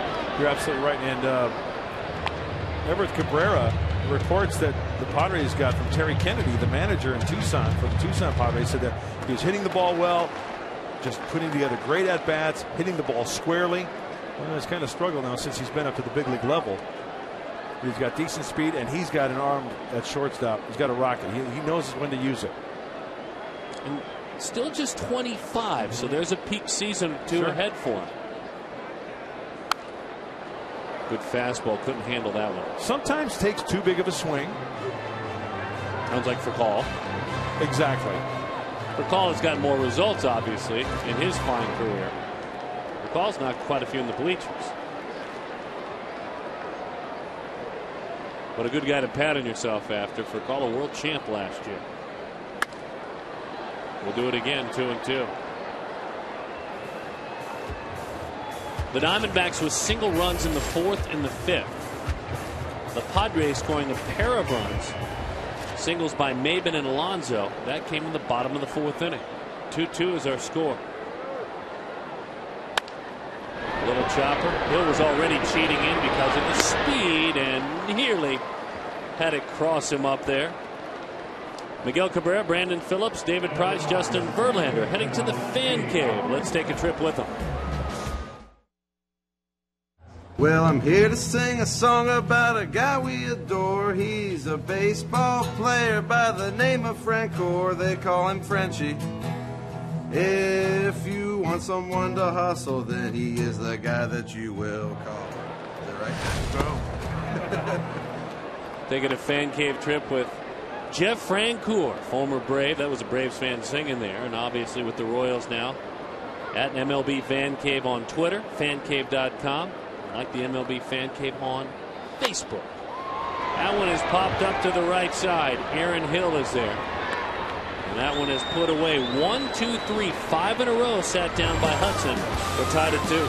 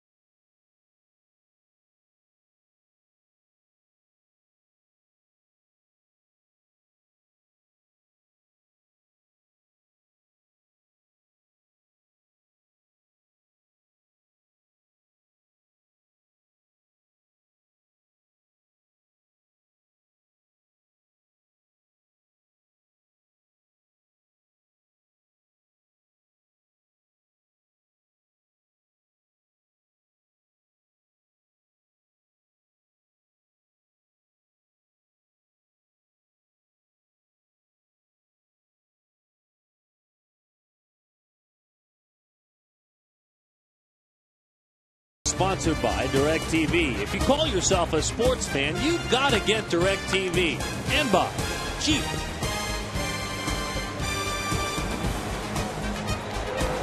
Countdown Ballpark is just what the doctor ordered here in San Diego. They opened the doors at Petco Park in 2004. One of the more unique venues in baseball. Buildings all around peeking in. Spring training field beyond the right field wall. And pitch number 91 for Edinson Volquez. Simply put, too high of a total. Absolutely. We mentioned that. And one of the keys for Edinson Volquez has to be a little bit more economical with his pitches. Avoid deep counts. He's good for about 110 pitches. Strong curveball, stayed back on it nicely. 1-1 the count. Not the best ratio. 51 strikes, 41 balls, but he's kept his team in the ball game. Down the line it goes. Changeup had him leaking out front. Anytime, anywhere. Changeup. Doesn't matter. Volquez in his last 7 starts, an ERA of 3. He's averaged 6 innings a start in his last 7. Pitched well, but not deep. Doesn't get any run support. Changeup called outside.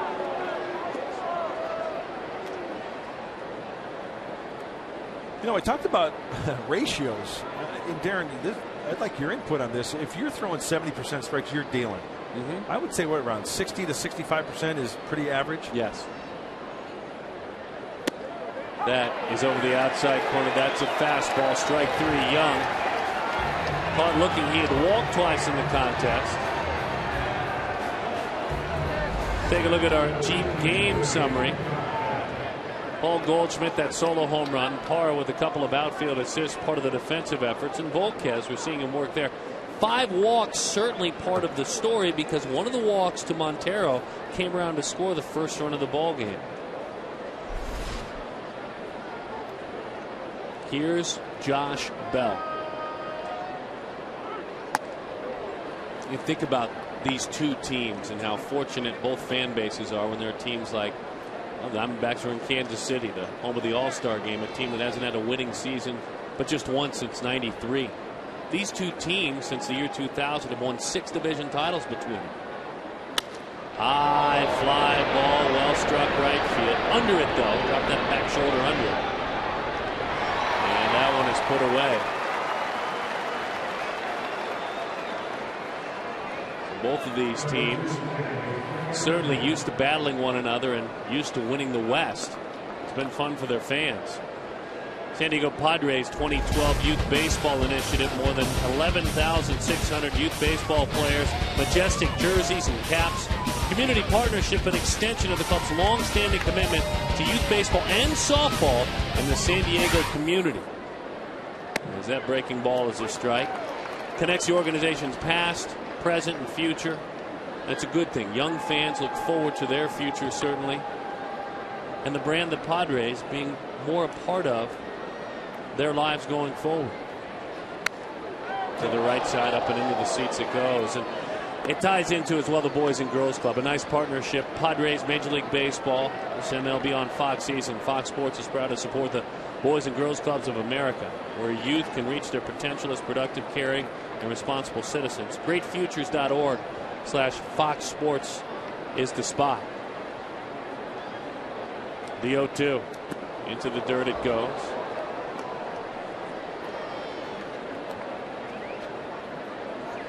But the West is fun. It's hard for people that don't know Western Division baseball to explain the turnover year to year. New division winner, new division winner. Kind of like that.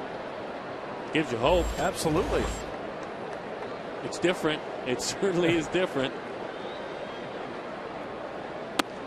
You know, what teams are going to make the move at the trade deadline? What's going to happen? Who's going to jump who? I believe benches and bullpens win you divisions and pennants. Who's going to have the strong bullpen throughout? 2 years ago, the Padres had 90 wins, 1 behind Atlanta in the wild card race, 2 behind San Francisco winning the division. So just out of the playoff race. Last year, the Diamondbacks won the Western Division title. Took San Diego as a 1969 expansion club quite a while to win a division, but they did it in style right away. Kirk Gibson knows all about that matchup in the '84 World Series as a Tiger. Now he manages a foe in the Western Division. Did he on a changeup? Certainly looked like it.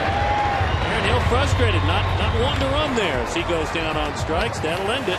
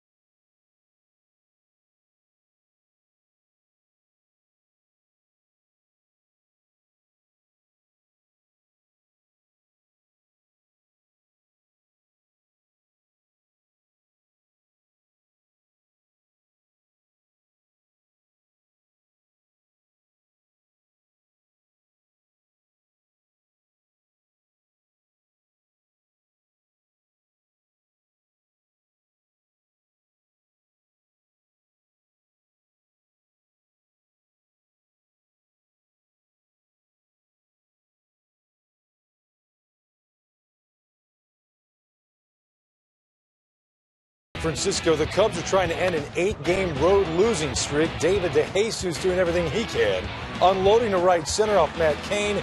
It's 1-0 Cubs in the bottom of the 6th. Fernando Martinez, the former Mets prospect, against Matt Latos, going the other way. This will not get out, but it brings the Stros a little closer. It's now an 8-6 game. Joey Votto 3 for 3, sitting 341. Darren, Mark, back to you. Thank you, Greg. Matt Latos taking it on the chin, but he's got all sorts of run support. Meantime, that is it for Edison Volquez as Chris Denorfia, a man who played at Wheaton College in Massachusetts, a self-made player certainly, and a fine pinch hitter. First pitch is a slider, and it's a strike, and Denorfia is also a man who has, as Volquez ponders his outing, he has hammered the Diamondbacks, has Chris Denorfia. At that time, 0-2 the count. He's the type of player that will run through a brick wall. He realizes he's every day in the big leagues. He's fortunate. The path that's gotten him here to San Diego, getting a great opportunity, and he's come up with some big hits as a Padre. Plays hard each and every inning. Breaking ball. Good evening, Mr. Denorfia. That'll do it. It's time for the Just for Men Auto Stop foolproof stat. And just as Daniel Hudson knows that the Diamondbacks can count on him against the San Diego Padres, you can count on Just for Men Auto Stop for foolproof results. And best of the best against the San Diego Padres, and actually 2 runs is above his ERA. Absolutely. You look at Johan Santana, who recently just threw the first no-hitter in New York Mets history. He shut out the Padres prior to that no-hitter. Just all around great stuff when you look at those pitchers, and especially pitchers within the division against the Padres. I mean, you would think that through the course of time hitters would get what the pitcher's all about, but they continue to put up great numbers. Belted right field. Venable sends Parra back. He feels for that wall shy of the track just in case, and he is there to make the play for the out. Hey, talking about that Johan Santana no-hitter, the Mets are off the clock now. They've thrown a no-hitter. That leaves the Padres as the lone franchise without a no-hitter. The great story of Clay Kirby, 8 innings of no-hit baseball. Preston Gomez pinch hit for him. The Mets got a bunch of hits in the top of the ninth. They beat the Padres, who remain without a no-hitter. Yeah, and Preston Gomez was asked the question, why did you do that? He's trying to win a ball game. That was his main objective. Imagine that. It's not about, I want this kid to go into the record books for throwing a no-hitter. Sure, it's great. Hey, you gave a great effort. We're trying to win ball games here. You think Preston wasn't worrying about what we'd say 42 years later about his decision? We all knew Preston, a great man. Miss him. Love talking baseball with him. 0-2 the count on Maben. That was fun last night, though, and I'm sure a lot of you have either seen the highlights or had a chance to catch the game live to see a good guy around the game who's come back from shoulder problems in Johan Santana. You and I watched it together over dinner. Tell you what, when he was pitching against the Padres last week, he had everything working. And I know the Padres are struggling this year offensively, but I think that Santana could have thrown against the best hitting team in all of baseball. Nothing like witnessing a no-hitter. Let's see. Nolan Ryan, Tom Seaver, Doc Gooden, Jerry Kuzman. Should I go on? David Cohn. Well, sorry, guys. It's Johan. It's Johan Santana in the record books. Don't forget El Cid, number 50, Sid Fernandez. You talked to some big league hitters who dealt with Sid Fernandez. They didn't like it. He had the stealth fastball. He didn't throw that hard. 86, 88, maybe 89. Ball just jumped on you, though. He was very deceptive with that delivery of his. The beach out there in right field beyond the right field wall. Youngsters having a blast. Build a sandcastle, catch a homer. Dad can sit and enjoy a dog and a beer. And that tough breaking ball sits him down. What a shutdown inning for Daniel Hudson. We return to San Diego with our sunscreen and a word from your local Fox station.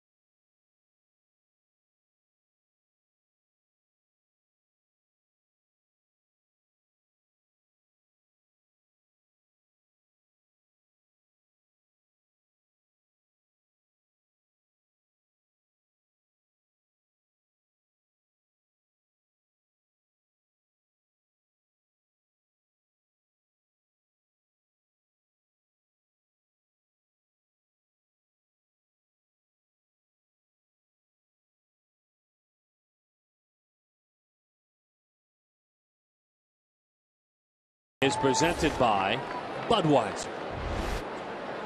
2-2 is our score. We move into the top of the 7th inning. Hold off before you stand up and stretch. We've got to tell you about Joe Thatcher. Paul Goldschmidt, a big part of this game with a home run, and he tied this thing up at 2 with a blast.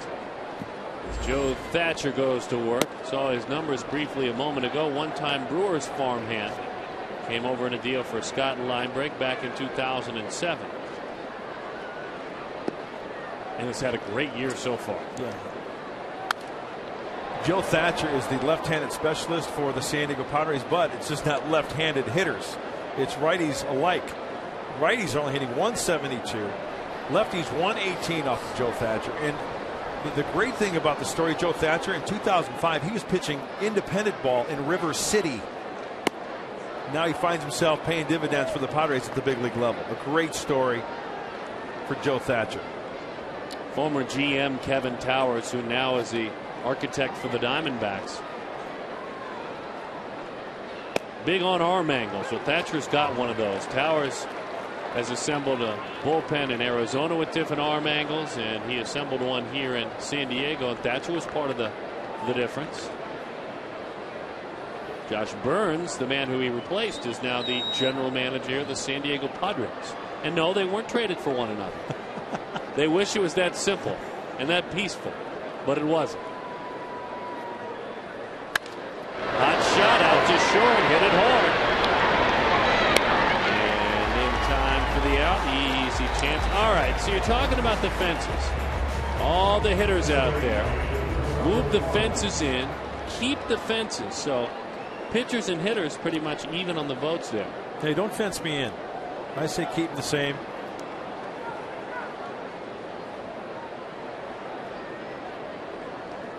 I tell you, the old 50-50 just doesn't do it for me. I need some extremes here. You want 70-30. I need somebody upset.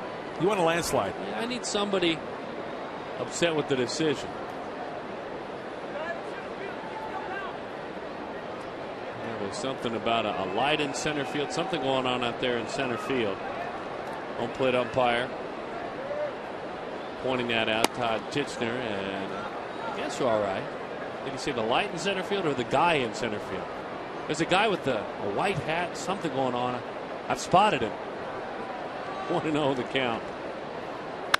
Barehanded it, but couldn't hold on. Parr runs hard. He gives that bare hand. And you always have to think about a pitcher grabbing with the bare hand. You split a nail, you break a finger. It's just natural reaction. Any pitcher. That ball, I think that ball is playable if Thatcher leaves that go up the center of the diamond. Ooh. Maybe Amarista or Cabrera get to that baseball and throw him out. So now Willie Bloomquist. Parra can't be overlooked right away as a threat to run. He has 10 stolen bases. He's looking at a left-handed pitcher though. And Joe Thatcher does not have the greatest move to first base.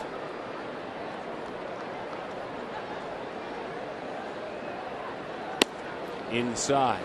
1-0 the count. And most of the time Joe Thatcher uses that traditional high leg kick to throw to home plate.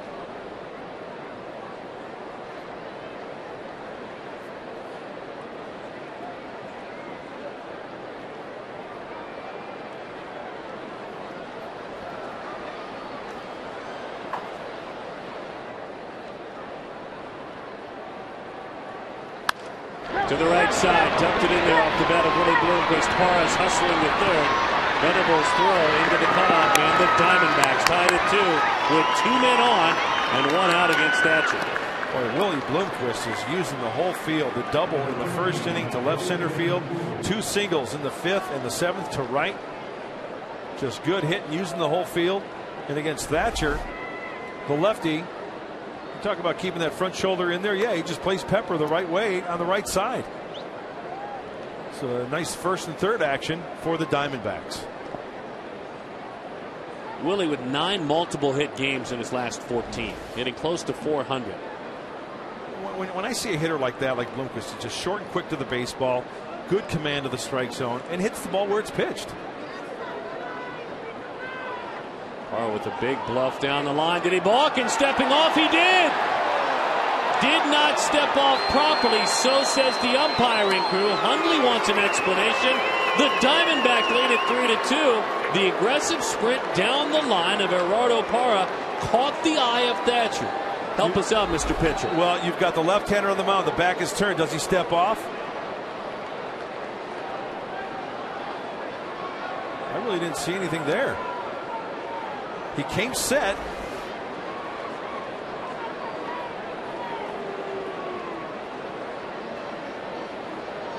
Let's take one more look at it. Gets the sign. He gets set right there. Pitch is outside. Well, maybe he twitched a little bit before he took that foot off the rubber to step back. And maybe they thought it was instead of a usual step off. He certainly got his attention, and maybe that's what caused it. Bud Black, a former major league left-handed pitcher, for a long, long time with a ton of success, did not argue. Okay, you can see a par coming down the line on your screen there. The third base umpire, Brian Gorman, is the only umpire that I see calls the balk. Nick Hundley wanted an explanation. He was flummoxed. Good work. Yeah, I think he saw the back leg and the way that it buckled instead of just stepping off. So you're saying the knee kind of buckled maybe a little bit before he stepped back off the rubber. Because his angle would be, that's the only thing I could think that it would be. The third base umpire would see that back leg. But Thatcher's a veteran now, too. I mean, this is a guy that's been around for a long time, since 2007. My gosh, he hadn't given up a run in his last 9 outings. He went around. You betcha. Kubel with the strike there. Bud Black's coming out to make a move. Again, Black didn't argue. If anyone would argue, it'd be a left-handed pitcher forever and ever who's your manager. A balk, 3-2.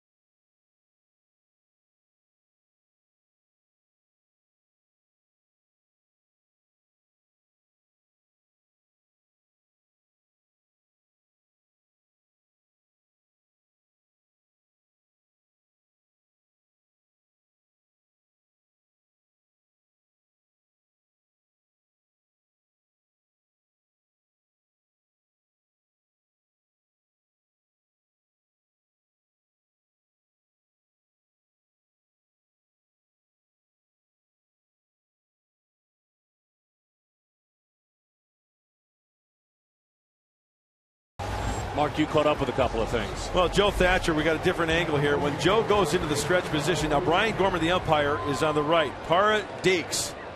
Brian Gorman, watch the umpire right here.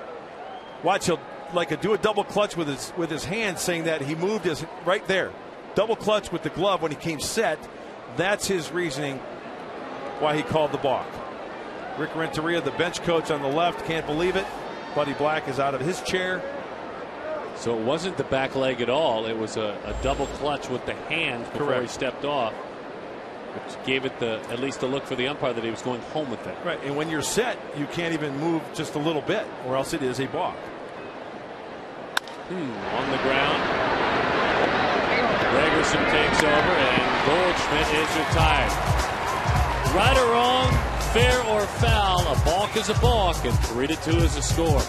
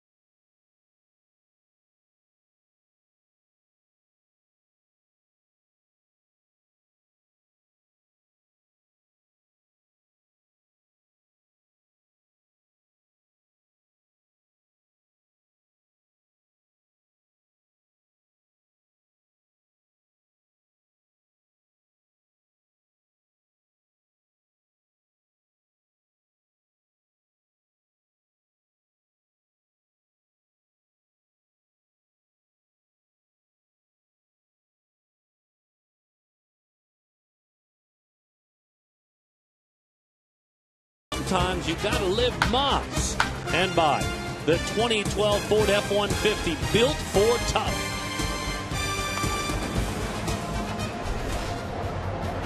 From the water into the ballpark here at Petco Park. Talk about efficient. Daniel Hudson now has a 3-2 lead, and he's got to lock it down some more, but he's in that effective outing. He's thrown 75 pitches. He's doing a great job. He retired the first 6 Padres in the first and second inning. He's retired 8 in a row. He's pretty much locked in.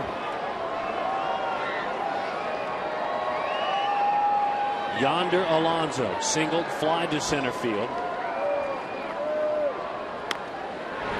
Number Hudson pops off the dirt onto the grass. That certainly looked easy. A changeup had him leaking out front. Carlos Quentin played his high school baseball here. Coming back home, he certainly respects his prep roots. San Diego has a lot of great baseball for young amateur baseball, and I was fortunate enough to play a lot of competitive baseball when I was younger. Going to University of San Diego High School at that time, I was fortunate enough to make the varsity team as a freshman, and under the the coaching of Coach Dick Serrano, he was able to he saw me play. He gave me the opportunity to play at a high level when I was young, and I got to play with a lot of great players there. And now he's back, and probably a little bit melancholy for a while as he had to have his knee cleaned up, have a minor knee surgery, but now he's back. And knowing Carlos Quentin a little bit, I think that he is such an intense player that sometimes when kids come back and they play for their hometown team, it can be a detriment to them, and it can be an added pressure. I think Carlos Quentin is going to perform anywhere he plays when he's healthy, and I don't think he's going to let the distractions of being a San Diego get in the way of producing here as a Padre. By the way, he finished his degree after he had signed his pro contract, his degree from Stanford. That's great, isn't it? Those of us parents out there know, for athletes or non-athletes, they don't just open the door to anyone to Stanford. So a very intelligent young man. Great in the classroom. Belts that one, line drive left field. Quentin fires that bat away. He is on. he has that sound off his bat as well. And he has that trademark as well. I saw that a lot in Chicago with him. If he connects, he throws that bat a little bit, gets through to that shillelagh. That tells me confidence. Listen to this, folks.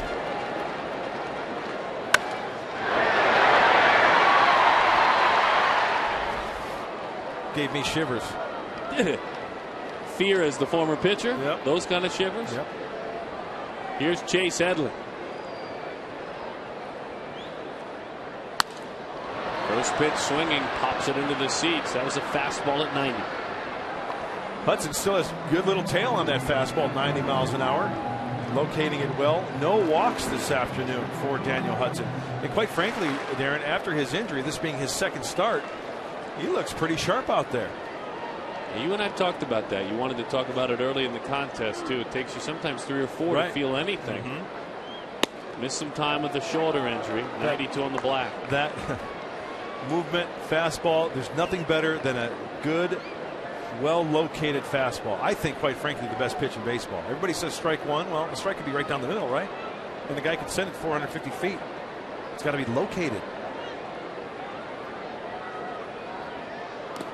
Into the dirt it goes. Montero blocks it up. Yeah, you were talking about Hundley and his work. Montero with Glenn Sherlock, who is the bullpen coach for the Diamondbacks. Countless hours, early mornings. Tucson, then the club there. Sherlock to the left on your television screen. Minor league catch with the Yankees. That breaking ball is just off the plate, but 6:37 a.m. every morning, spring training, blocking balls still after he's got 3 or 4 years, and still this year. Camp has moved now from Tucson to Scottsdale, Salt River Fields, but kind of the same drill. Sherlock, let's go. So you want to be a catcher, eh?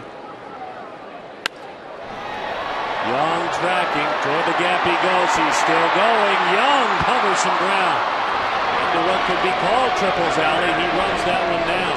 That ball was belted.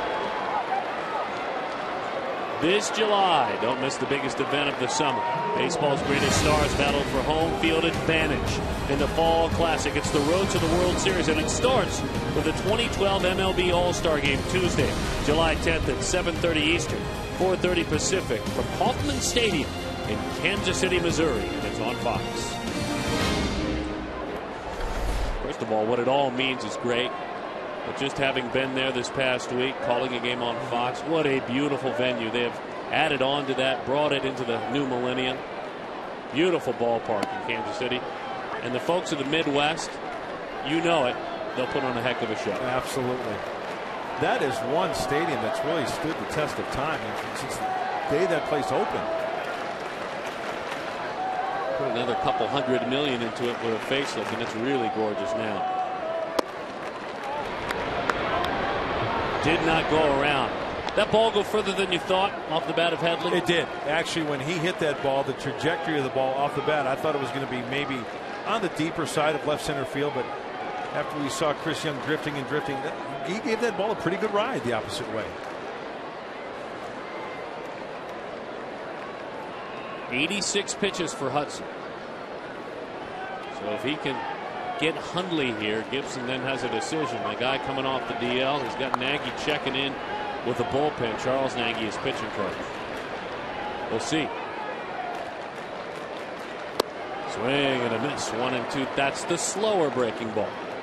That last pitch had some good tilt to it. Even though it wasn't thrown all that hard, it's still, you know, it's like there. It's a mini 12-6 curveball. Watch the tilt straight down. Left-hander Craig Breslow wants.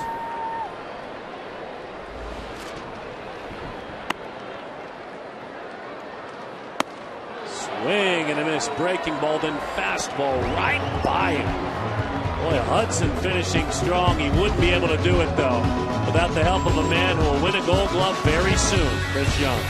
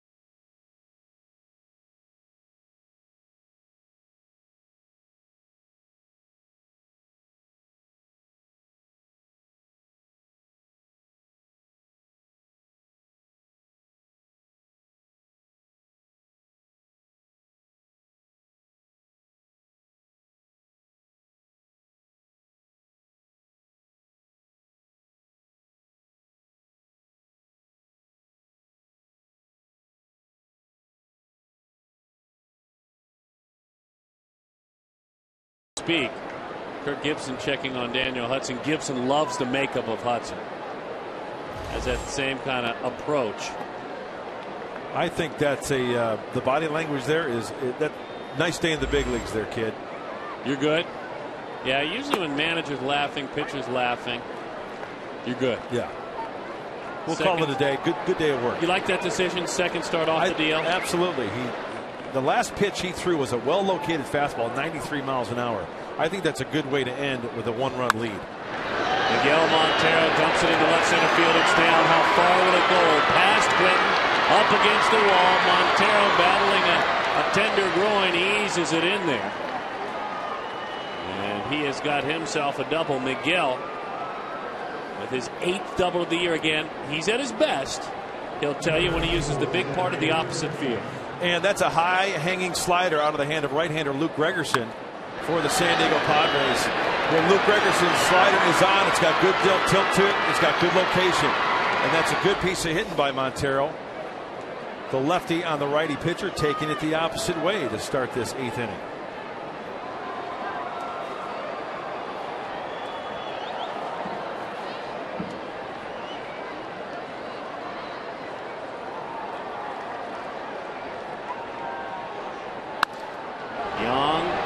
Up, long run, Venable still coming by the line. Nothing doing there. Again, Montero's going to be careful. Spent 5 days off with a groin injury.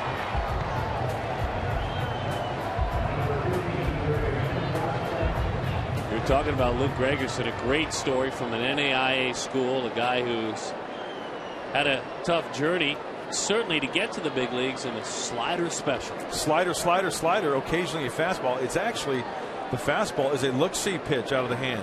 And you know what? I think he's a modern-day Larry Anderson. Ooh. Larry Anderson was slider. In fact, Larry Anderson said that when he threw a fastball, it actually hurt his arm. 90% sliders from the righty. Long-time Philly, Larry Anderson? I remember Came that. up with the Mariners, was a Padre briefly. In fact, if you're in the downtown area and you're on Petco Park and it's maybe 3 or 4 hours prior to game time, you might see Cool Hand Luke riding his skateboard to work. Skateboard? Mm-hmm. He conserves. He rides his bike. He rides his skateboard. Breaks it up a little bit. He knows the price of gasoline these days. Padres okay with that, though. You Yep. got to be a good skateboarder, right? Skateboard. He's good.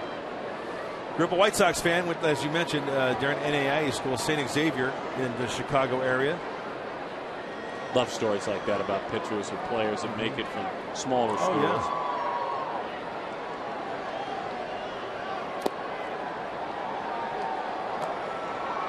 Third base, it's been an area that the Diamondbacks, they hoped they'd get a repeat performance from Ryan Roberts. They haven't. Roberts had a big year last year, homering 18 times, has not now seen regular playing time. That's one of the reasons Josh Bell is out there. Diamondbacks third baseman combined have hit .216, on base .279, and slugged .356. That's 26th in Major League Baseball. That pitch sails outside. 2-1 the count.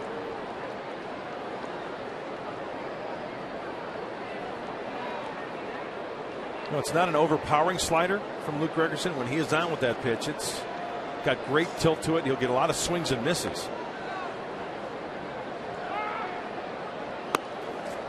Well, he dealt that pitch home. He had no shortstop to play defense. Everett Cabrera had snuck in for a pickoff play. Snuck in, I should say, for a pickoff play. And he was standing on second. Yeah, I think you can see the reaction from Luke Gregerson as well. Once he's covering, he throws. Nick Hundley's like, whoa, we may have gotten away with one right there. 3-1 the count.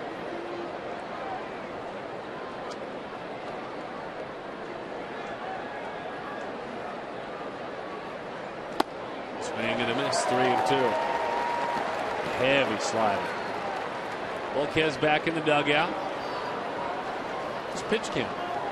Pitch count got him again. He has pitched well enough this year to have 7 victories. Kept the Padres in the game, but the walks got him. 5 walks. 1 of them scored. Certainly not a ton of run support. Into the dirt it goes. We're talking about the third base position. Let's bring in our insider, Ken Rosenthal, to discuss the subject. Darren, Mark, the Diamondbacks began the day 9 games back in the National League West. But when I spoke to General Manager Kevin Towers this week, he hardly sounded ready to concede. In fact, Towers sees the National League as wide open, with no dominant club. The D-backs obviously have a need at third base, and they spoke to the Red Sox about Kevin Youkilis last offseason. But right now, Youkilis' $12 million salary would be an issue.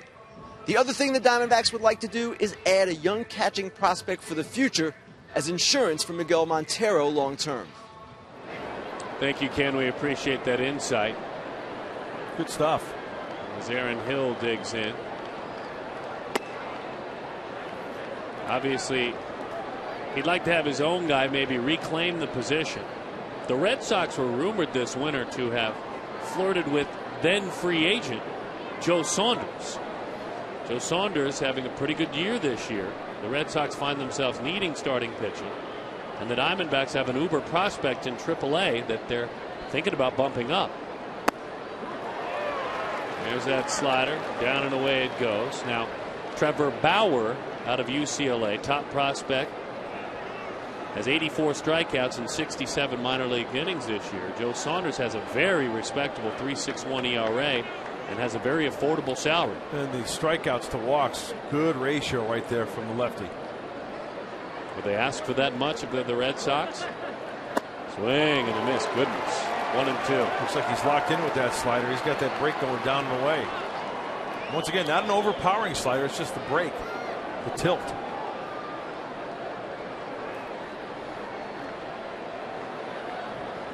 Double Montero, young fly to right. Josh Bell walked.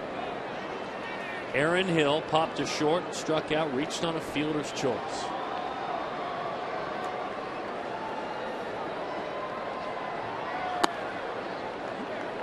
Another one.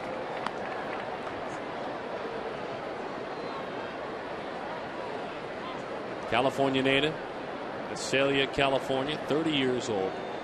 Went back and played his college baseball at LSU and played well. SEC Player of the Year in 2003, Aaron Hill. Dealing with a small college guy now with a heck of a slider. And that slider just undid it. This Monday, Chef Ramsay is back with two of TV's hottest cooking competitions. You'll love this much. Mondays and Tuesdays catch the sizzling new seasons of Hell's Kitchen, followed by Master Chef. Now, it's all summer long, and it all kicks off with the season premieres this Monday on Fox.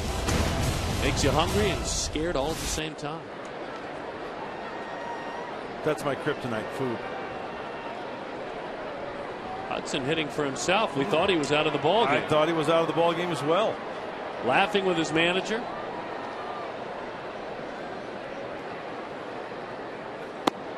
Interesting.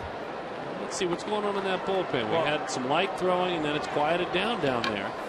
Would Kirk Gibson be in the mode to where he lets him hit right here without burning a bench player and then go to the pen? I think it was a lighter moment we caught, which is usually the end of the day. I think Hudson's going back out. Yes, he would, but the warming up in the pen with Breslow has completely stopped.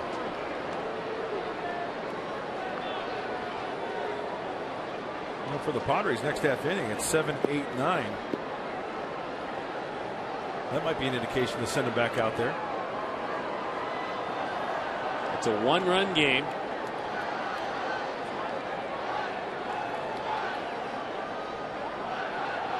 Swing and a miss. 2-1 the count. And I go back, Darren, to that last pitch to strike out Hundley in the 7th inning. It was a 93-mile-an-hour fastball, and he was just pinpoint control that whole at bat. So Kirk Gibson's probably thinking, you know what, with the pitch count, that last pitch was right on the money, strong. Go out there for another one. He feels confident with the one-run lead.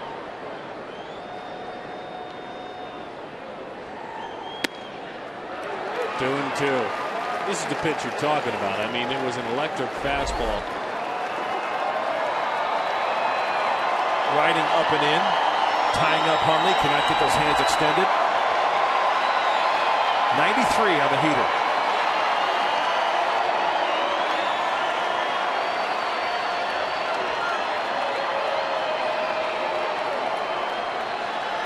Gregerson, the 2-2 slider. Nice take. Runners will be on the move. You know what else tells me about Hudson? That we saw that replay. Did you see where Montero was set up? That's exactly where he wanted it. So that tells me he's hitting his spots. Padres bullpen was again great to start the year. But over the last week and a half, 2 weeks or so, they've really struggled. Combination of walks and timely hitting by the opposition has really raised the ERA for the Padres bullpen. The 3-2 runners go. Did he? He checked it. Oh my. What an at bat by a pitcher. I mean, a funny number, and I hesitate to point these out, but Hudson 8 for 16 in his career with 2 outs and runners in scoring position. It looked like he did check his swing there.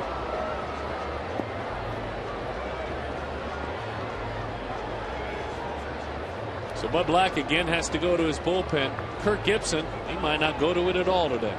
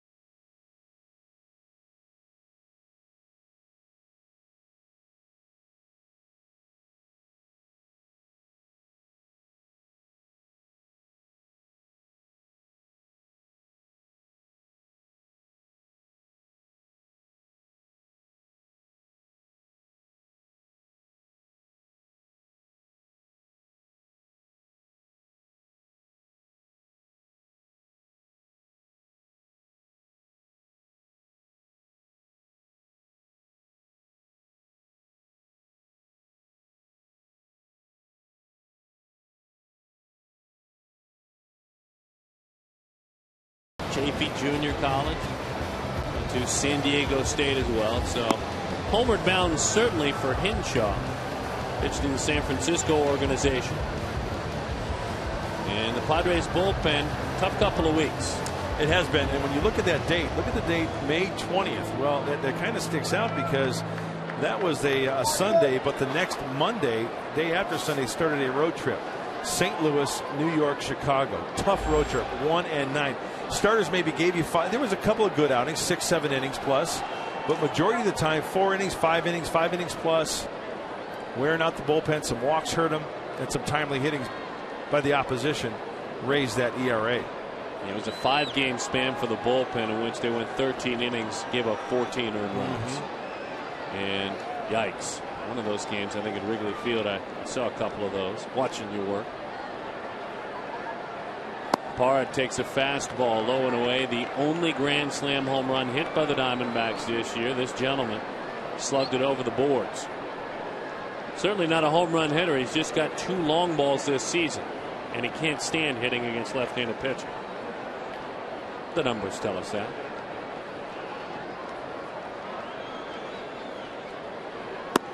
Fastball called a ball. Pretty good pitch. It's 2-0.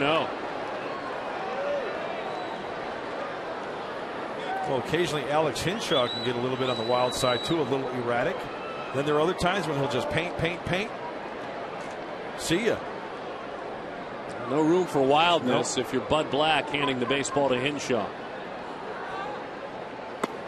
3-0 the count in a 1-run ball game. And this is where the hitter can sit in the box, and with each ball, Darren, that strike zone starts to shrink. With each ball thrown, it starts to shrink a little bit more.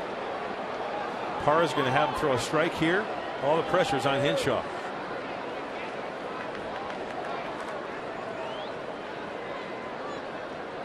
Base is full. The southpaw fires it on the corner. Extended. 3-1.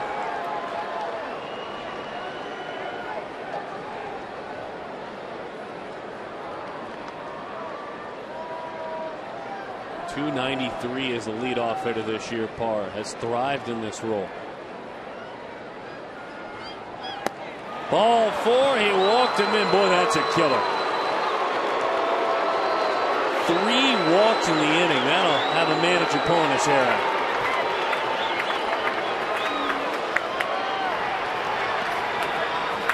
And with the lack of offense that the Padres don't have, or that they do have, I should say, you can't afford to walk in runs.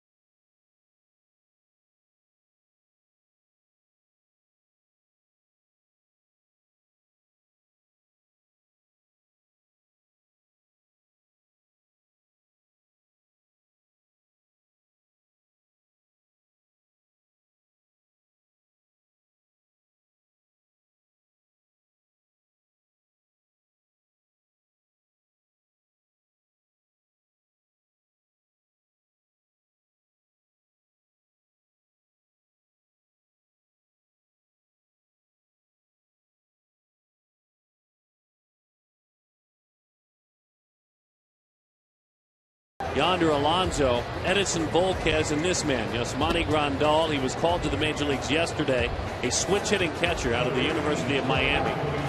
This is his major league debut. He will bat in the 9 slot. Better said, do a third next inning. Grandal, 6'2", 210, as you mentioned, Darren, switch hitter. This kid can hit. Needs to refine his skills a little bit as far as behind the plate.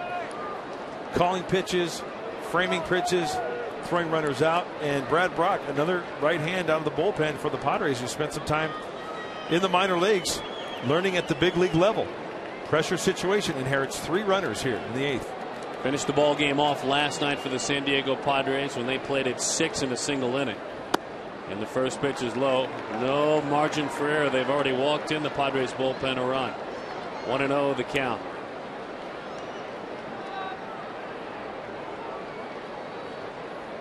Battery of Brock and Yasmani Grandal. Bloomquist chased. Pitch that was close, but it looked good. 1-1 the count. Well, Brock, he's been around since in 2011. You're talking about a kid who was in AA, AAA. Saw some big league action, but up and down, just learning on the job at the big league level, getting thrown right in there in pressure situations. Broke his bat, dumps it to the right side, and Willie will get a new piece of lumber.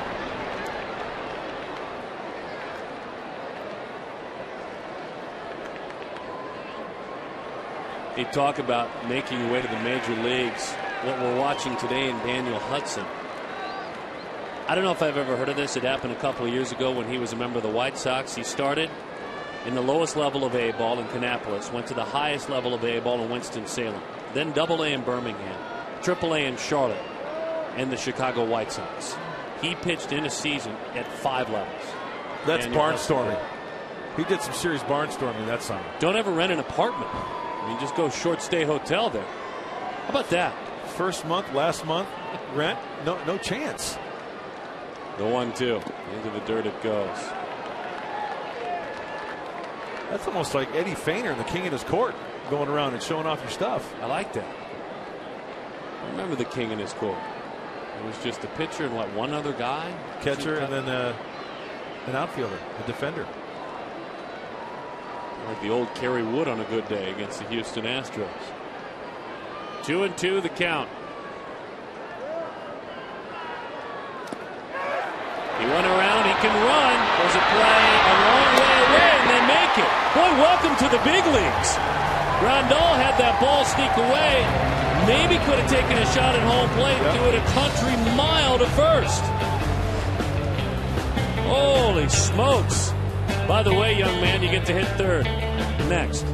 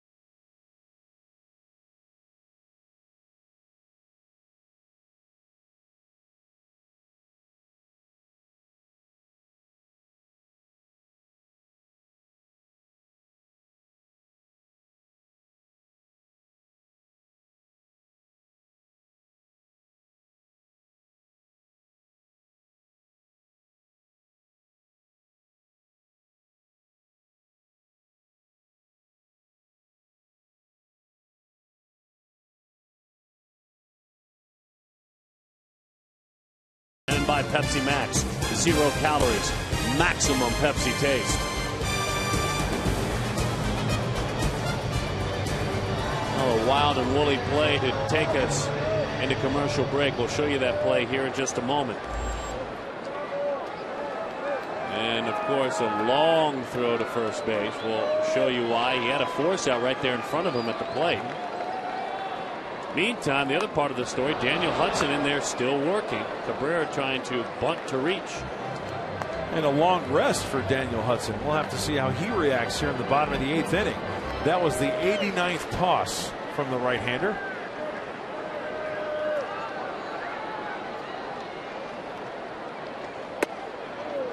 Breaking ball grabs the inside corner, 0-2. A little bit of deception in that delivery of Hudson. Kind of slings that ball. He's almost like a right-handed Madison Bumgarner almost. It's a very good call. You think you'd see it for a long time, but it gets on you quickly. You know, you'd think with that long arm away from his body, but that turn, a lot like Bumgarner, hides it. Right. Teammates in Oakland, now here in Arizona, came in different deals. Ziegler, the right-hander, sidearmer. Breslow, the left-hander.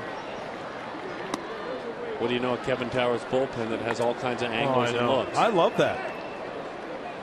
I mean, why stick with the conventional arm angle if you can go get a righty or a lefty that gives you a different look? We talked about Joe Thatcher. And we talked about those two in the Diamondback bullpen. Spoiled a fastball up and away. You know, you get it ingrained in your mind as a pitcher coming up. I want to be successful. This is what I know best. If I deviate from that and I'm not successful, something's going to happen that's negative, right?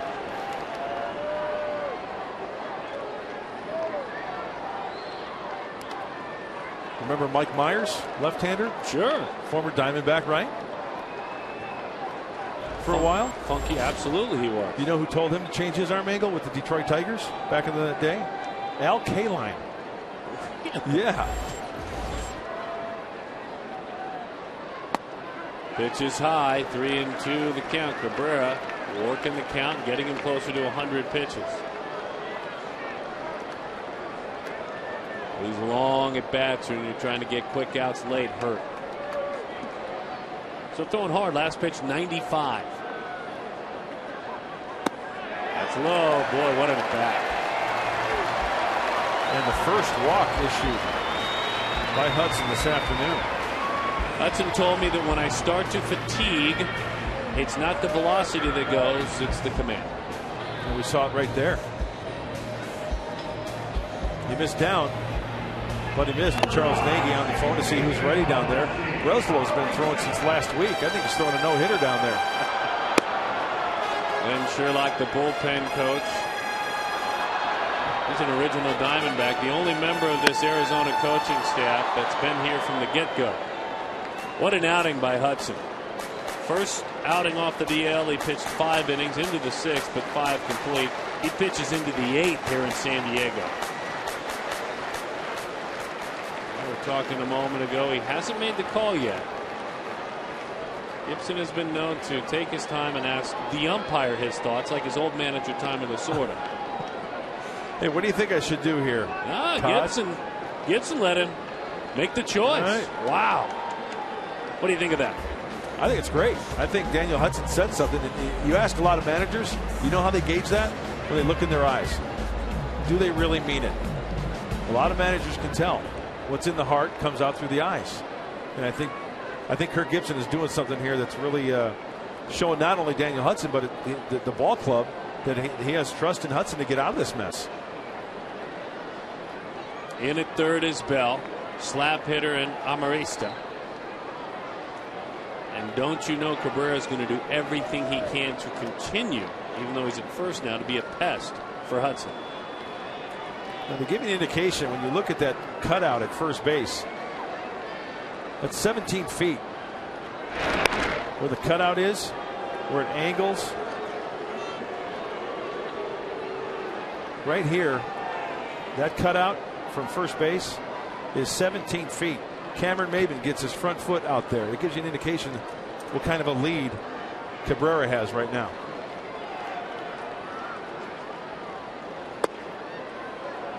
Fastball is low. 1-0 the count. Amarista lined to right field, popped up to second base. In early May, Ernesto Frieri was sent to Anaheim, Los Angeles Angels of Anaheim. This young man came back. Outside, a changeup missed. He's only 7 of 41 since coming to San Diego. A very successful and speedy hitter in the minor leagues. .312 career. Hudson's fighting himself right now. Darren, you just hit the nail on the head when you talked about the command.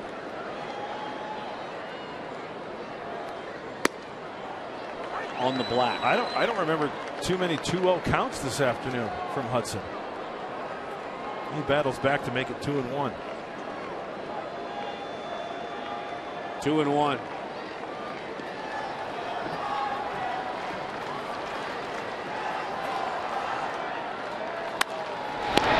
Goldschmidt will get the lead runner on the first, not in time. the second 2-0 count turns into that hard ground ball. And it gives you an indication how quickly Amarisa can get down the line. That ball was smoked to Paul Goldschmidt.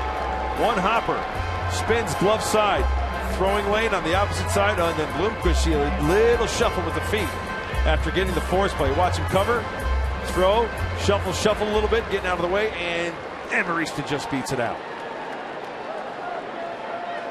Yasmani Grandal in his first major league at bat. Switch hitter, slugging catcher. Swing and a miss. Good fastball right by him. Grandal was playing in AAA Tucson. Young man born in Cuba. 34 games in AAA, hitting .317, slugging .500.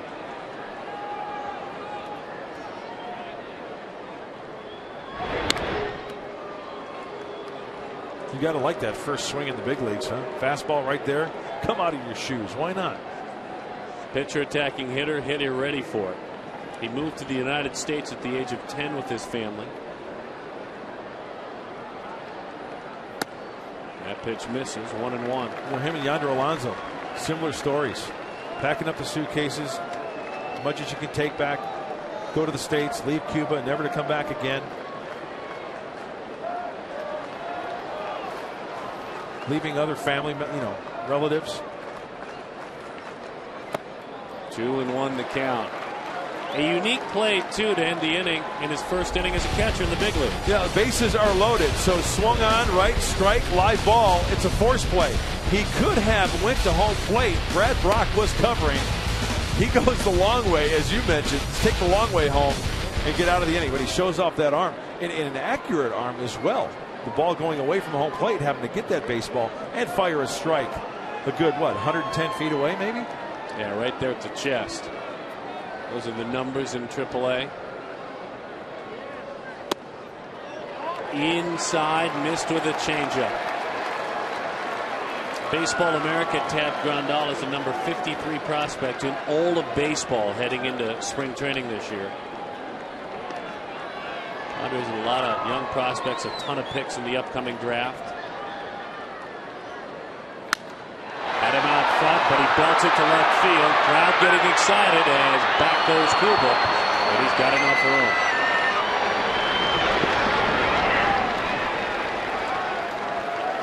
And again, it was a big trade, and now Grandal has made his major league debut. Matt Latos goes to Cincinnati. Volquez comes over. Yonder Alonso in the Rookie of the Year discussion. Now this young slugging catcher's here. He's here. Absolutely. You got a veteran starter in Volquez, two youngsters, and don't forget, there was another pitcher, right-handed pitcher, Brad Boxberger, that came over in that deal. He could possibly be a closer in the future, throws hard, mid-90s. So a 4-for-1 deal for San Diego. Posterity's sake, Dave Island back in 1992, the only Padre to homer in his first MLB at bat. Dave Island. So unable to do it there, Grandal. I think we were all pulling for him. His crowd thought he got it.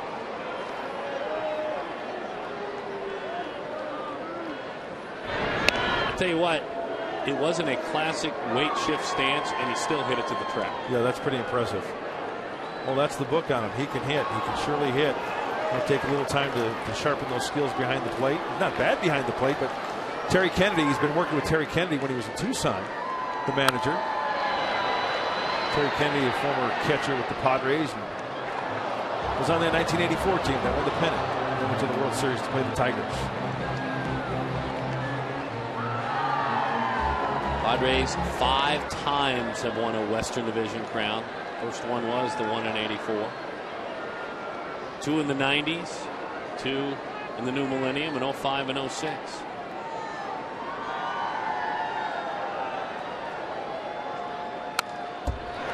Meantime, going through that brief history lesson, and the welcome to the big leagues for Grandal, Daniel Hudson still is the common factor. I was just about to mention Daniel Hudson. After that visit from Kirk Gibson, Daniel Hudson is trying to reach back and make some quality pitches and give it a solid 8 innings of work. He surrendered 5 hits this afternoon. The right-hander won 16 games last year. The 0-2. Good 0-2 pitch. He wouldn't bite. Of those 5 hits, 4 singles, 1 extra base hit. A double to lead off the second, or the third rather, off the bat of Everett Cabrera. You're going to win a lot of ball games doing that, Darren. Going back up high. Runner goes and hanging around with a foul ball. Amarista was on the move. Hudson, his 6th start in his career against the Padres, a 1.72 earned run average against San Diego. Can a uniform make you confident on another person's body? Maybe. Absolutely, I think so. Sure. The thing that amazes me is that, you know, the 2 teams in the division, a pitcher that continues to put up those numbers.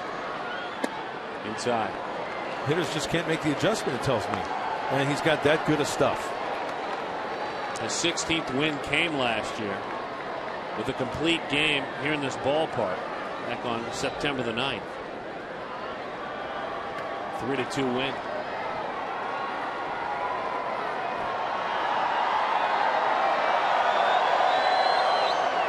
Big tall right-hander deals a breaking ball, and that is strike 3. Gibson asked him if he wanted to stay in the game. He said yes, and he backed it up.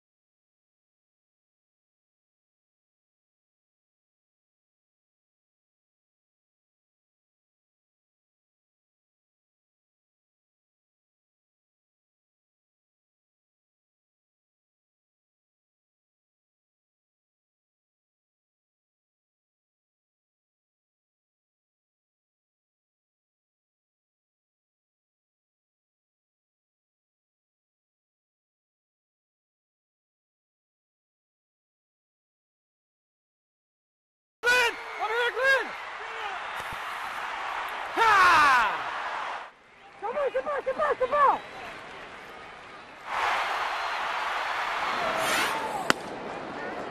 Just a little bit of audio. Todd Tichenor is wearing a microphone this afternoon. He snuck in a little audio from Miguel Montero telling Daniel Hudson to get off the mound. I always appreciate the cooperation of our players and our Major League Baseball umpires as well. They get into it, don't they? I love that. You got to sell your call. A little number. Brock as Kubel. Let's go back inside here and let's mic up Todd Tichenor. Time! Ha! Hey! It's close though. It's close, CY. I love that. It's close. You know, it's funny. What's close? Well, pitchers love hearing that. Oh, yeah, of course. Paul Goldschmidt fouls it off. If I was a hitter and I heard it's close, I would, I'd kind of beg to differ that. What's close? A couple inches? It's close, CY. Breaking ball, and it's a strike. By the way, that's a Chris Young blow-up right there. That's why I think everyone, we had to do some research today to find out what happened with Chris last night as the bench is cleared. I wish that was the attitude of the teachers when I was in high school in my math class. That's close. We'll give it to you. Sorry. We're going to have to give you 59. 1-2 the count.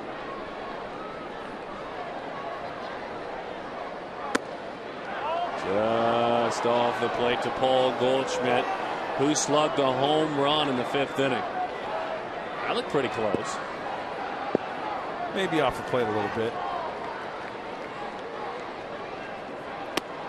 That is not close. That is strike 3. Next Saturday's Baseball Night in America, interleague action continues, and some surprise teams will be in your living room on Baseball Night in America.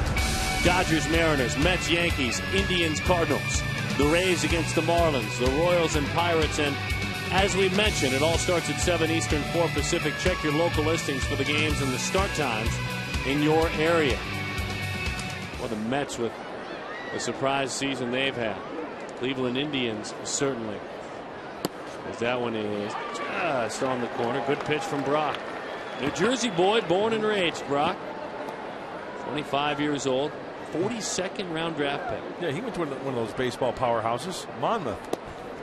Right, we were There talking you about go. that earlier. Small school guys that make the career of themselves. Love that. Freehold, New Jersey. Good fastball, mid-90s, biting slider, throws a changeup as well. Well, look at the range. Didn't even have to leave his feet. A fine play. Will that spark the dugout, that defense? Veteran closer J.J. Putz might have something else to say.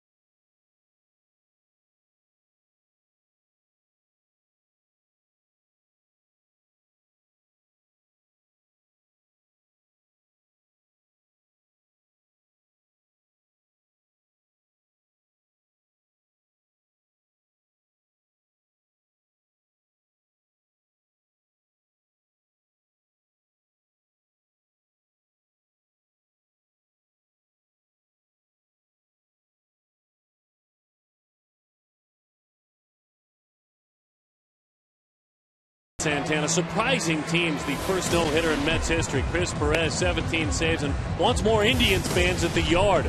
Giancarlo Stanton has heated up since May the 1st, crushing the baseball. The National League leaders in RBIs, Andre Ethier, with or without Matt Kemp. In a walk year, he has helped to pace the stunning Los Angeles Dodgers. All those teams next week, Baseball Night in America on Fox. Veteran J.J. Putz goes to work. 35 years old, went to the University of Michigan. has battled an up and down year. He does have 11 saves. J.J. Putz throws a fastball, split, cutter, slider. The cutter's a new pitch this year. Fastball right away. Slices over the bullpen to where he warmed up, and it's 0-1 on Cameron Maybin. Throws a heavy ball. Well, it's like trying to hit a shot put at times. A bowling ball, as hitters would describe it. And he loves strike one because it gets him to the split-legged fastball. He can expand the strike zone after getting ahead with the other pitches and then drop the split on him. Has not pitched since last Sunday. That shot, diving play by Hill. Hops up, fires in time for the out. Diamondback second baseman Aaron Hill flashing some leather, showing some great range there. Great reaction off the bat to his right and diving to snare that. Now remember, Cameron Maybin can get down the line. A great play, hit hard. That may have hurt Cameron Maybin, him hitting the ball so hard. Quickly to his feet and firing a strike gets him by 2. Big strides. The Arizona bullpen pitched well at Petco over the last 2 years. 27 innings, 4 earned runs. Last night in 2/3 of an inning, they gave up 3 runs and struggled. So a rare poor performance by the bullpen last night here in this yard. 0-1 the count on Alonso. Putz, meantime, has been very good. A .96 career ERA against the Padres. Has never blown a save in 14 tries. 14 of 14.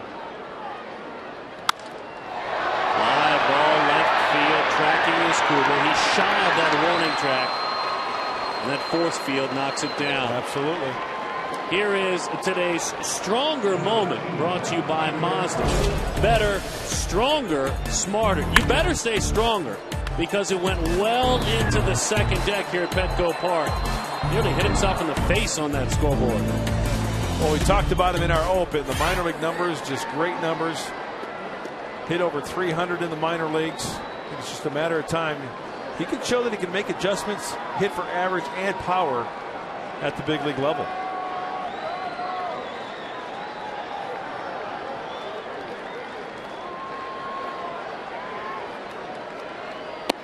Fastball from Putz, 1-0.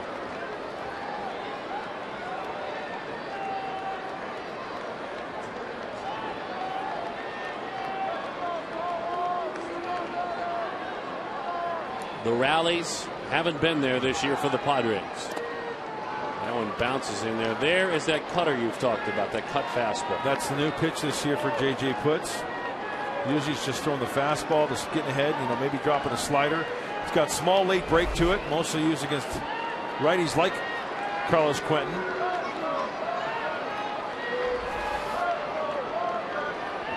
Kind of yanked that one a little bit. Yes, he did. Puts himself in the hole, 2-0.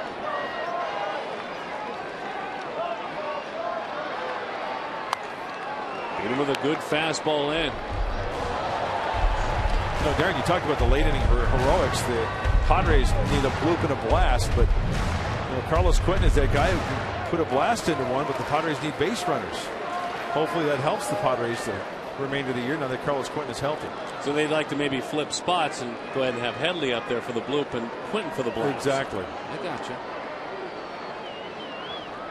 The 2-1. A couple of good fastballs after jumping in a deep hole, 2-0. You see Carlos Quentin's reaction. He missed the fastball that he could have driven the opposite way.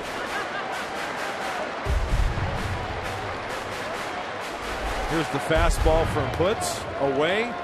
You can see him trying to drive the ball that way, and look at that reaction. I just missed it. I want that one back. JJ with 45 saves a year ago and 49 tries. Many would tell you one of the Diamondbacks' most valuable players as they won the National League West. Another fastball. Oh, that's a tilt on it. Almost sink at 93.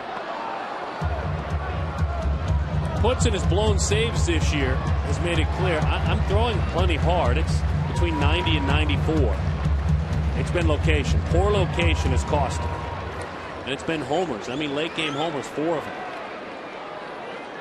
You know as well as anybody, Darren, these big league hitters, if it's a straight fastball not located, they'll turn that around in a heartbeat.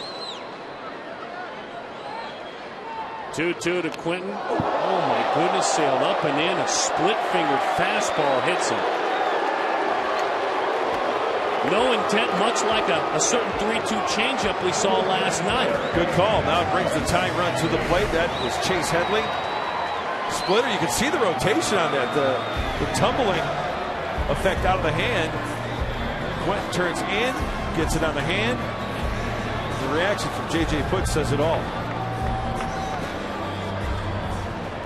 He gets hit all the time. Set high school records, college records. Gets hit all the time. I mean, he's a diver. He stands close to the plate and he dives, but he couldn't get out of the way of that one. Guy in the Arizona Diamondback dugout should appreciate that. Guy by the name of Don Baylor. Well, you said it. Line down in the left field. The Padres are in business. Quentin with that bad knee and all trying to get to third. He does in front of the left fielder. Padres with runners on first and third. Chase Headley with the screamer the other way.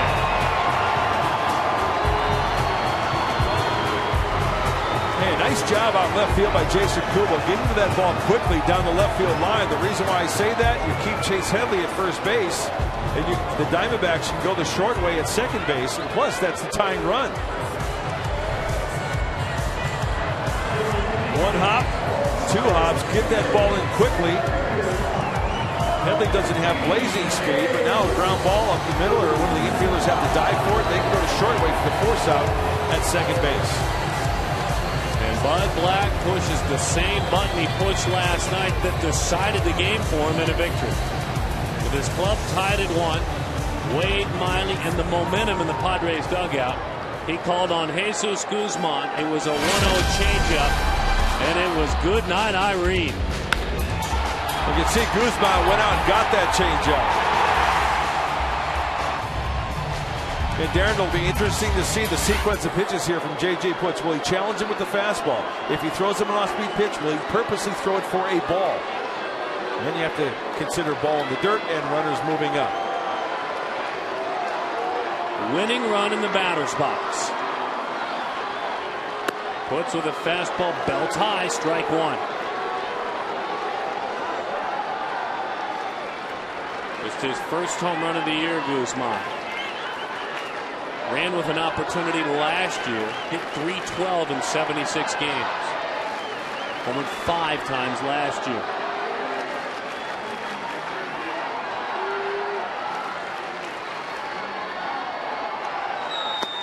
One and one. Arm dropped a little bit there for Putz. Worked underneath a little bit, and where was the pitch? It was up and away. Working underneath it, it'll elevate. He wants to get that good downward plane, stay on top of that baseball.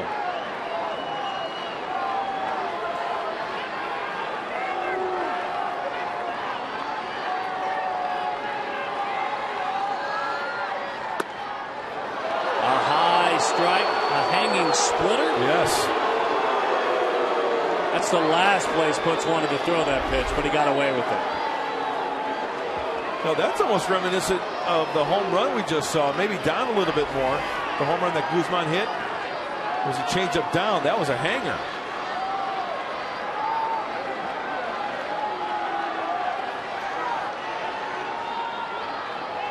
The 1-2. Just spoiled a fastball, ran it in.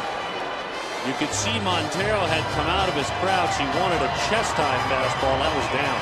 He's forcing his pitcher to over-exaggerate. Get it up there. And get it out of the zone. Go up there by design. You can't get hurt way up there, but if you leave it over the heart of the plate just a little bit, it could be the ball game. He wants another pitch up. The 1-2. To the right side, a little hop, skip, and a jump. Goldschmidt puts it away, and the Diamondbacks return to their winning ways. The Padres won it last night. The Diamondbacks come back and win it today. The Burger King smooth plays, plural, of the game. Gerardo Parra flashing that big left arm. Relay from Volquez out at third base, and then another on the fly throw. Cleaning things up. gunned down Yonder Alonso. Burger King smooth plays of the game. He's Mark Grant. I'm Darren Sutton. That's all for now from San Diego. Coming up after this commercial break, we'll send it back to the MLB Network studios for post-game coverage. And we'll do so right after these messages. The Diamondbacks win it 4-2.